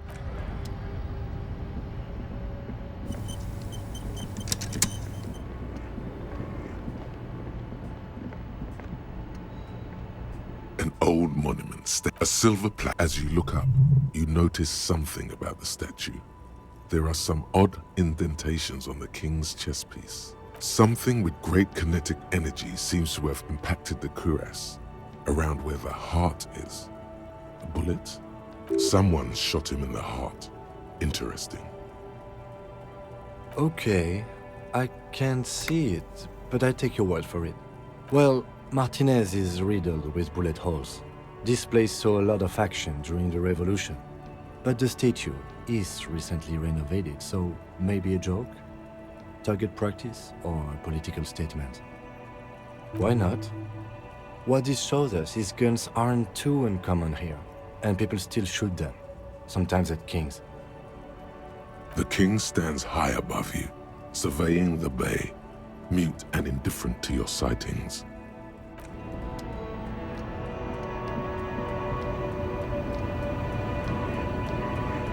The woman still has her eyes fixed on the photograph in her hands. In the background, the radio plays.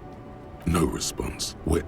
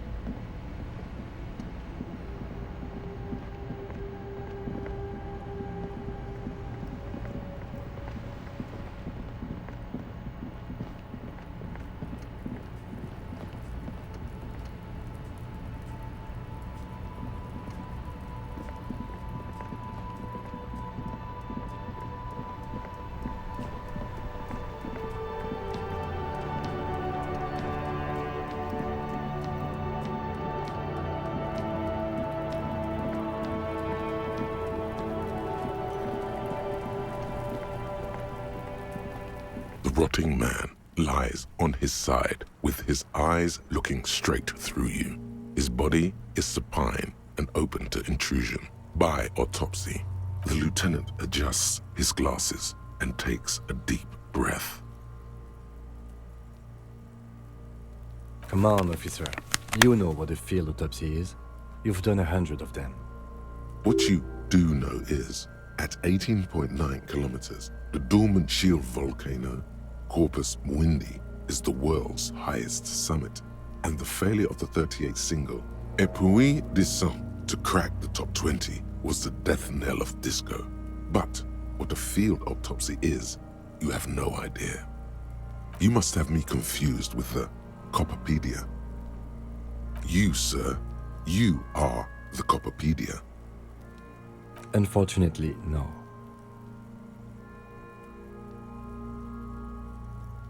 And hygienically, I suggest I handle the physical part of the autopsy and you take notes. That's right.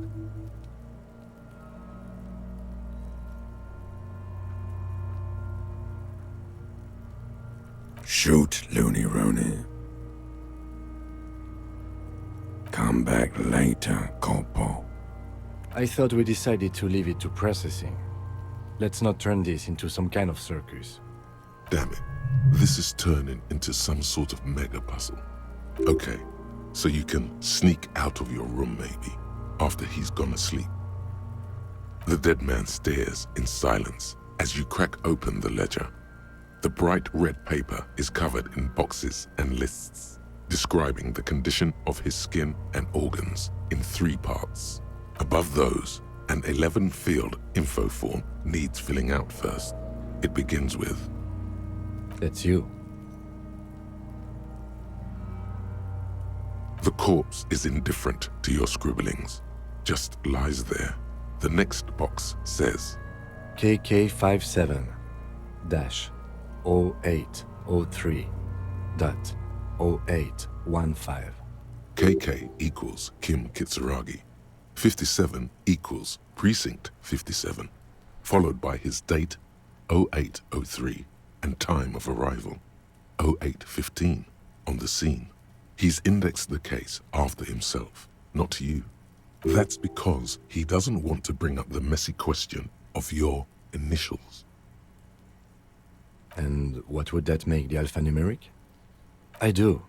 KK57-0503-0815. Next, NA. Next, NA. Roughly 50. Try 40.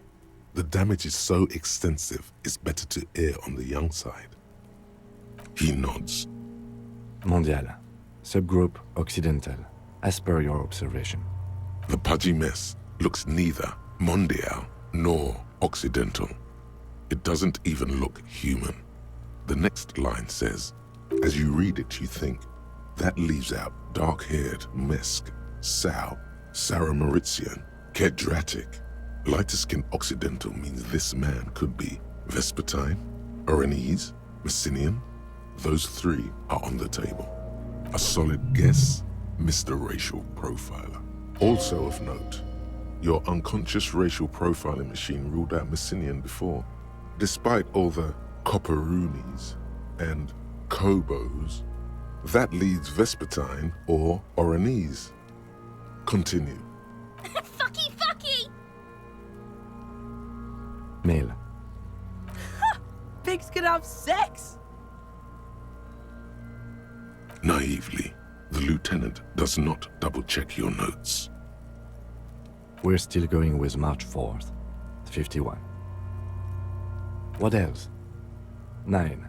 Body identified by is non-applicable. 10. Case number is the same as the coroner's case.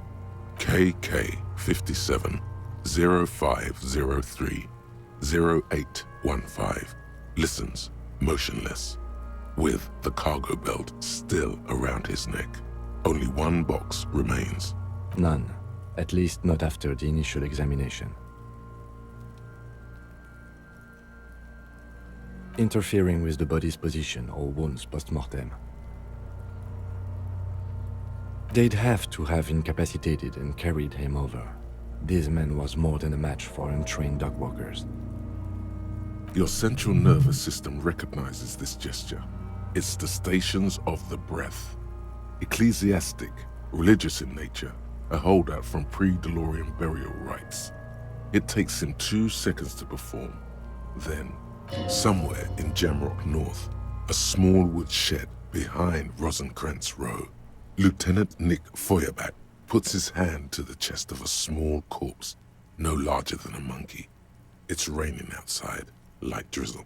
There is darkness in the shed. Elsewhere yet, an obese female sits in a wicker chair, her silhouette ball-like against the window. Outside, Grand Coudon. The day is turning dim for Sergeant Mac Dawson. Hand extended, he approaches, to make sure she is dead more than anything else. The building is tall, 7 stories, wind-wrapped in solitude. Most of the apartments are unoccupied. This was a suicide. The other, an accident. The small one. And so, all across Jamrock, Coal City, GRIH, 42 deceased persons found today. 42 stations of breath. We should start the post-mortem. The corpse cannot feel Kim's hand on his chest. It no longer meaningfully interacts with its surroundings. A thicket of boxes and lists on red copier paper tries to answer why. Clothes. The deceased wears armored boots and white briefs. The make of the briefs is Babrodine, I think. Let's see. See, it's happening. Babrodine, yes. Inexpensive. Size M. Color white. The disappointment is palpable. The red-haired thing was expecting something more lurid. The rest of the clothes have been removed post-mortem by scavengers in order to get to the victim's ceramic armor. Officers are in search of the missing pieces. Removal of the boots is left for processing. It would be clever of you to omit the boots altogether, sire. If you are to keep them for yourself, as you ought to, you have deserved them more than anyone else. Patience. After the autopsy, before the body is taken away, there will be a window of opportunity. After the lieutenant has gone to sleep. I hope this has helped you, my liege. The boot has a serial number. It's E50.100.100. The lines between the plates are in the shape of the alphanumerical. The number is purposefully concealed by the design. Tattoos. The upper torso is covered in a single, continuous tattoo, resembling a map of the night sky. It reaches from the right shoulder to the heart. The ink is blue and white. The assistant has a color photograph of the markings, to be added to the case files as document A1. The photo is taken on the scene, using a Trigat Mini. The deceased has a belt for airlifting cargo around his neck, tied with a hangman's knot. Color yellow. Length 3 meters. There is a buckle on the other end. Well-nourished, athletically built, measuring 1.8 meters. Generally consistent with age 42. Preservation is good. Ambient temperature below freezing. Body hair is light brown. Distribution is consistent with the age. The deceased had male pattern baldness. Hair is combed back, short. His hair feels wet, soaked with rain, cold to touch. Not that different from a living person after a swim. The stench is suffocating. Strands of dark brown hair start sticking to your hand, like thread off a rag doll's head. There's brilliantine in there. He's combed his hair back with oil. More hair sticks to your hand. Hair off the rain-soaked head of a dead man. There are bumps and dips on the skull below. An alien landscape. For a fraction of a second you feel something. An irregularity. But then it's gone. Too minute to register in your mind. What was what? Brilliantine. There's brilliantine in his hair. Lividity is consistent with hanging, albeit faint, as noted. The head is congested, Contusions are present on the head, chest, and thighs, consistent with stones thrown post-mortem. Low velocity. Fucking low velocity? You think Kuno doesn't know what you're talking about? Velocity was fucking max! Talking shit about Kuno's velocity. In addition, there are bite marks on the face, scalp, and chest, consistent with predation. Ligature mark.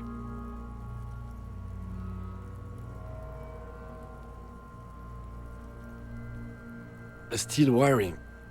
There's too much of it. We need to remove the belt so we can get to the ligature mark. You got just the right tool for that. The chain cutters. The hanged man lets out a joyous little bubble of rot from his nose. Always good to think ahead. Now, we need to cut the belt to see the ligature mark below. Carefully, with as much precision as you can. See? My pig is gonna fuck his head off. No, he ain't. Your pig's a boring fuck.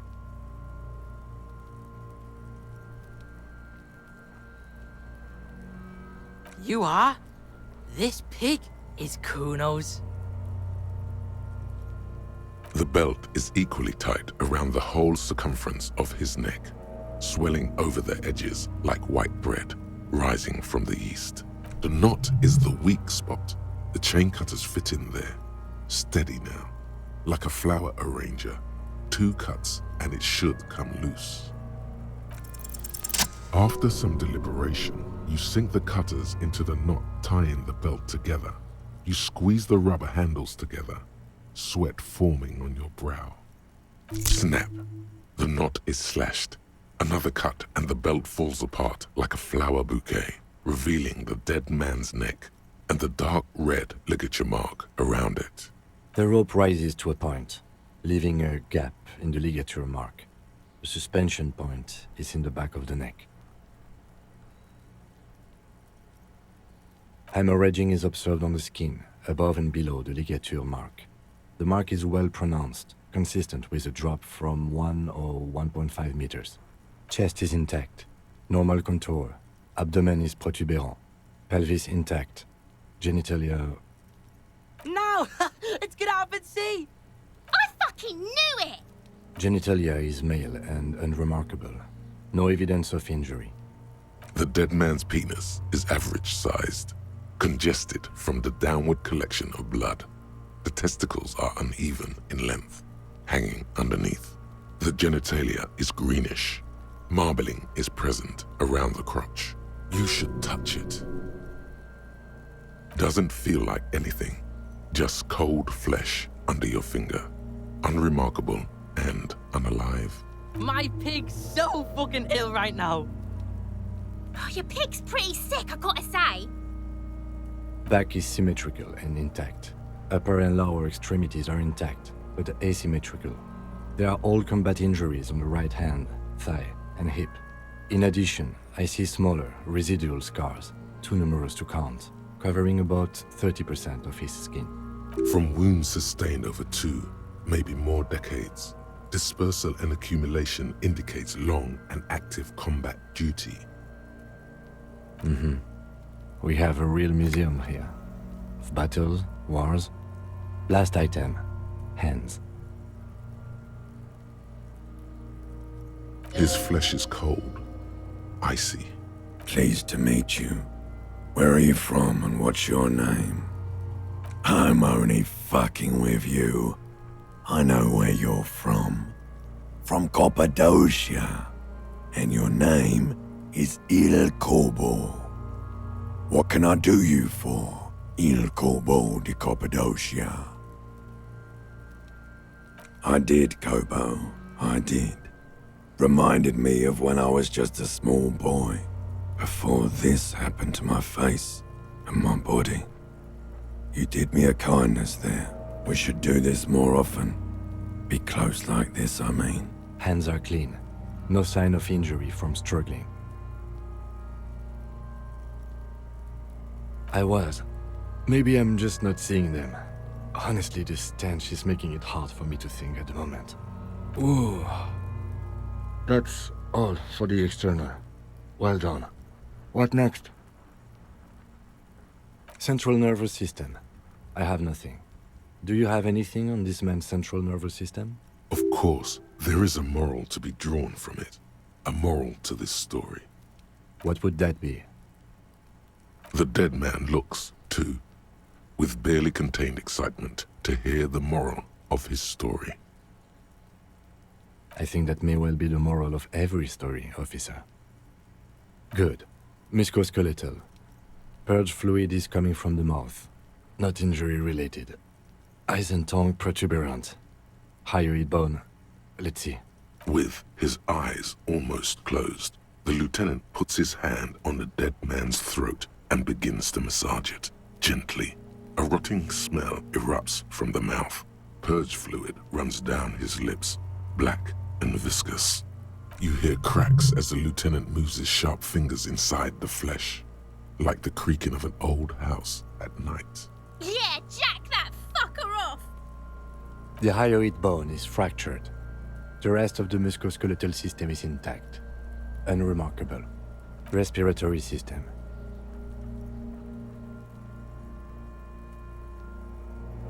Oral cavity shows no lesions. The victim has received dental implants, possibly after a combat wound. Mouth swollen, hemorrhaging present in mucosa of the lips and mouth. No scream, no sigh of relief rises from the darkness inside. It's humid there, sickly sweet air, unlike anything living. You feel like throwing up. Straight in that mouth. It's hard. You taste stomach acid in the back of your throat, a contraction. Your throat pumps a little something from your stomach and into your mouth. You're forced to swallow, just to keep looking. Inside, you see darkness. Just a mess of meat and darkness. There are ancient mysteries down there, Kobo. Ask me later. Hemorrhaging present in mucus.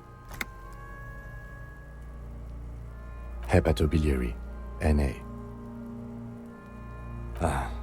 Are you a hepatobiliary expert? Neither am I. That's it. Same for toxicology and serology, NA. Unless you have untapped reservoirs of knowledge there? Reservoirs? No, but do they take obscure trivia and odd tidbits?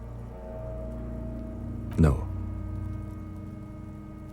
Like a toxicology screening?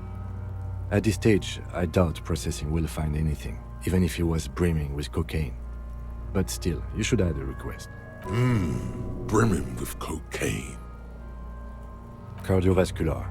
The body exhibits heavy lividity. Blood has gathered in the hands, feet, and neck. Hypostasis is visually consistent with the hanging. Gastrointestinal. This will do. Digested semi-solid food in stomach. Voila. What's next on the list? Let's see. We have bite marks, contusions on the head and chest, and a ligature mark encircling the neck. You'll need 3 fields. Leave a 4th one too.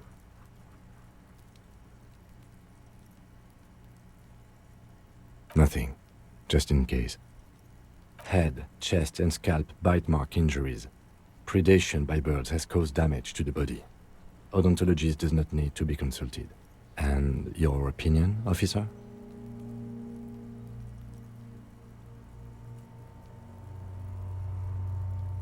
Agreed. Next injury? So, the scalp bleeds from a post-mortem head injury, a stone. The injury does not have the rim of an early inflammatory response. The perpetrator on the scene has confessed to causing it post-mortem. At maximum velocity, fucko! Has confessed to causing it at maximum velocity. Coagulated blood sticks to his scalp and chest, where the countless stones have hit the dead man. Beneath, the description of injury. 2 boxes. Right. Next, a dark red abraded ligature mark encircling the neck, with a gap on the nape measuring, let's say, 7 centimeters. The hyoid bone is fractured, the cervical column intact. I see hemorrhaging on the skin, above and below the ligature mark. Depth of the mark, 1 centimeter. No signs of clawing on the neck. Below the note, 2 customary boxes wait to be ticked. The man's head jerks to the side. The ring around his neck is visible. That's it. We have established cause of death. It's not much, and it leaves much to be questioned. But it's a start. Let's wrap this up. I pronounce this field autopsy over. Well, we established probable cause of death. Some would say that's the goal of an autopsy. We also requested a toxicological screening. That was thorough. The results should arrive in a couple of weeks, if we are lucky. I will not hold my breath. Then, given the state of decay here, I consider establishing the victim's ethnicity a minor success. We were thorough with the list of injuries too. We described them all in detail. What is there to say? Given the circumstances, it was a professional field autopsy. Oh yeah, well done, Master Detective. Maybe a drink is in order? Now, you see, that worries me. You will die if you drink. You know that, don't you? You are proving a useful detective. The organization would miss you.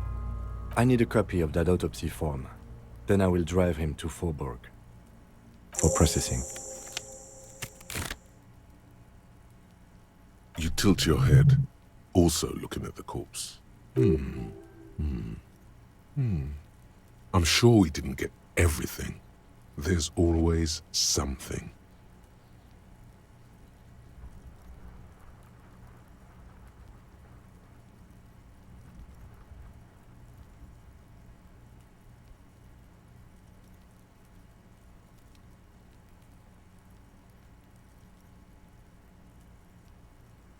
I thought we decided to leave it to processing. Let's not turn this into some kind of circus. Damn it. This is turning into some sort of mega puzzle. Okay, so you can sneak out of your room maybe, after he's gone to sleep.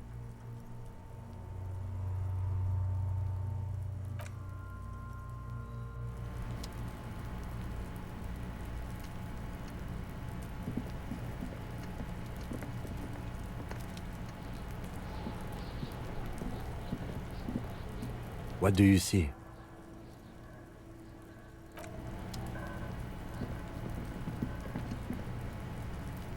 Fuck, does Kuno care? Kuno doesn't fucking care.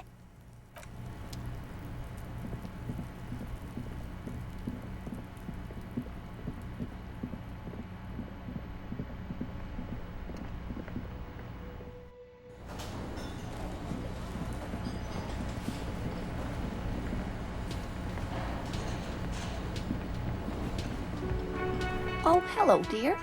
There you are again.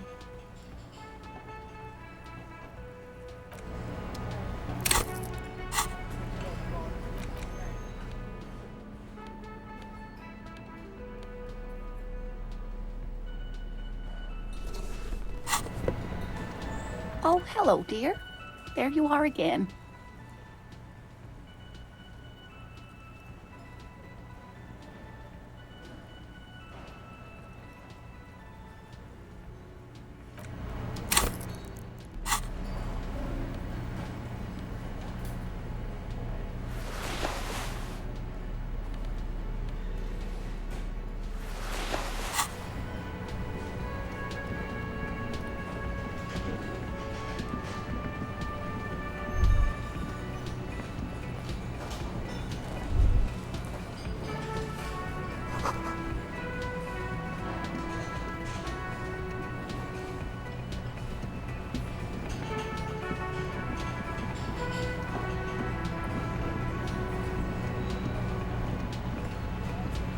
The man ponders his cooking utensils and gives you a little nod, acknowledging your presence. The mention of mañana gets his attention. He smiles and delivers a whole slew of unfamiliar words and lively gestures. Then he falls silent again. The man says a couple of sentences in that strange language of his and then seems to wait for you to speak. I'm pretty sure he asked you a question. He doesn't know your language. You can just say something cool in return. Horse need more vodka? Okay, so it's vodka that keeps the men happy and in good spirits. Clever move by the Union. Of course, vodka. Now that makes a very, very special borscht indeed. Turn it up and then ask for some yourself. Turning it up seems like a dangerous idea, honestly. The place is a powder keg. He smiles, nodding vigorously, then pours half a bottle of vodka into the pot. With a whistle, he stirs the brew. He smiles and nods enthusiastically, and, chattering away in his language, ladles some brew into a small thermal cup, then hands it to you.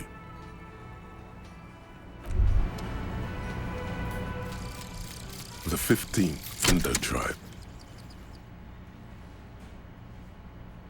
Because there was. The 15th Indo tribe was comprised of 8 kids from Forberg and North Jamrock, running from wild dogs in the valley, hiding scents under rocks, and stealing clothes off clotheslines, and sometimes even the copper wiring of phone lines. You may have been one of them. This must be a childhood memory. The 15th Indo tribe was your Indo tribe, set to rule in Cylinder. The rest of the kids are dead now.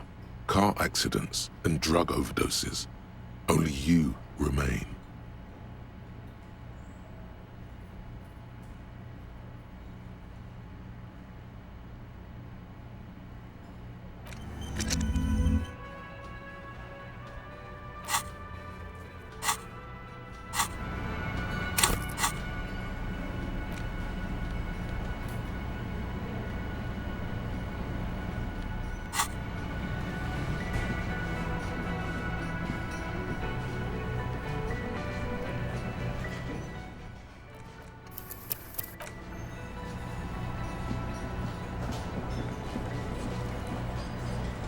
Looks like the circus left town, but the clowns are still here.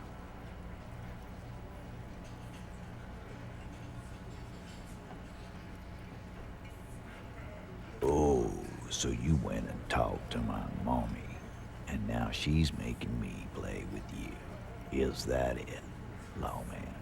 And what's gonna happen if we don't? You gonna go and tell on us? Yeah, I heard him. The fuck do you think I'm doing here? You'd have your ass handed to you if it wasn't for the boss man's word. Let me state this very clearly, capo. Hello, officer. I'm Titus Hardy, and these are my boys. Hardy boys. How may we assist you? But having Everard back you up like that did seem to have some effect. Again, just get the dead guy's autograph, since you're his biggest fan. Good one, Titus. About fucking time.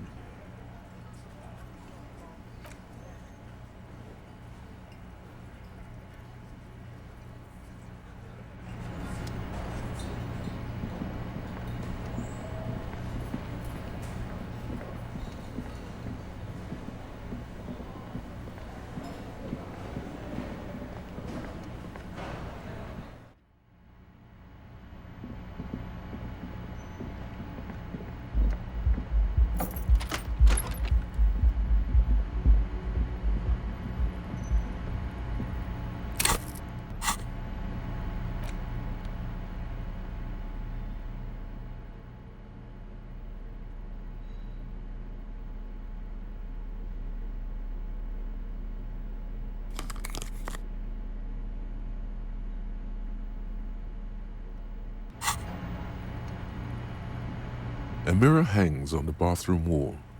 In it, your face, adorned with the expression.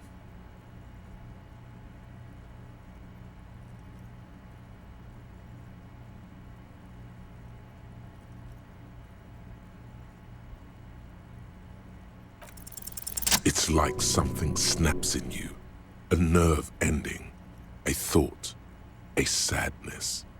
Your face in the mirror is suddenly clean of the layer that had distorted it for God knows how long.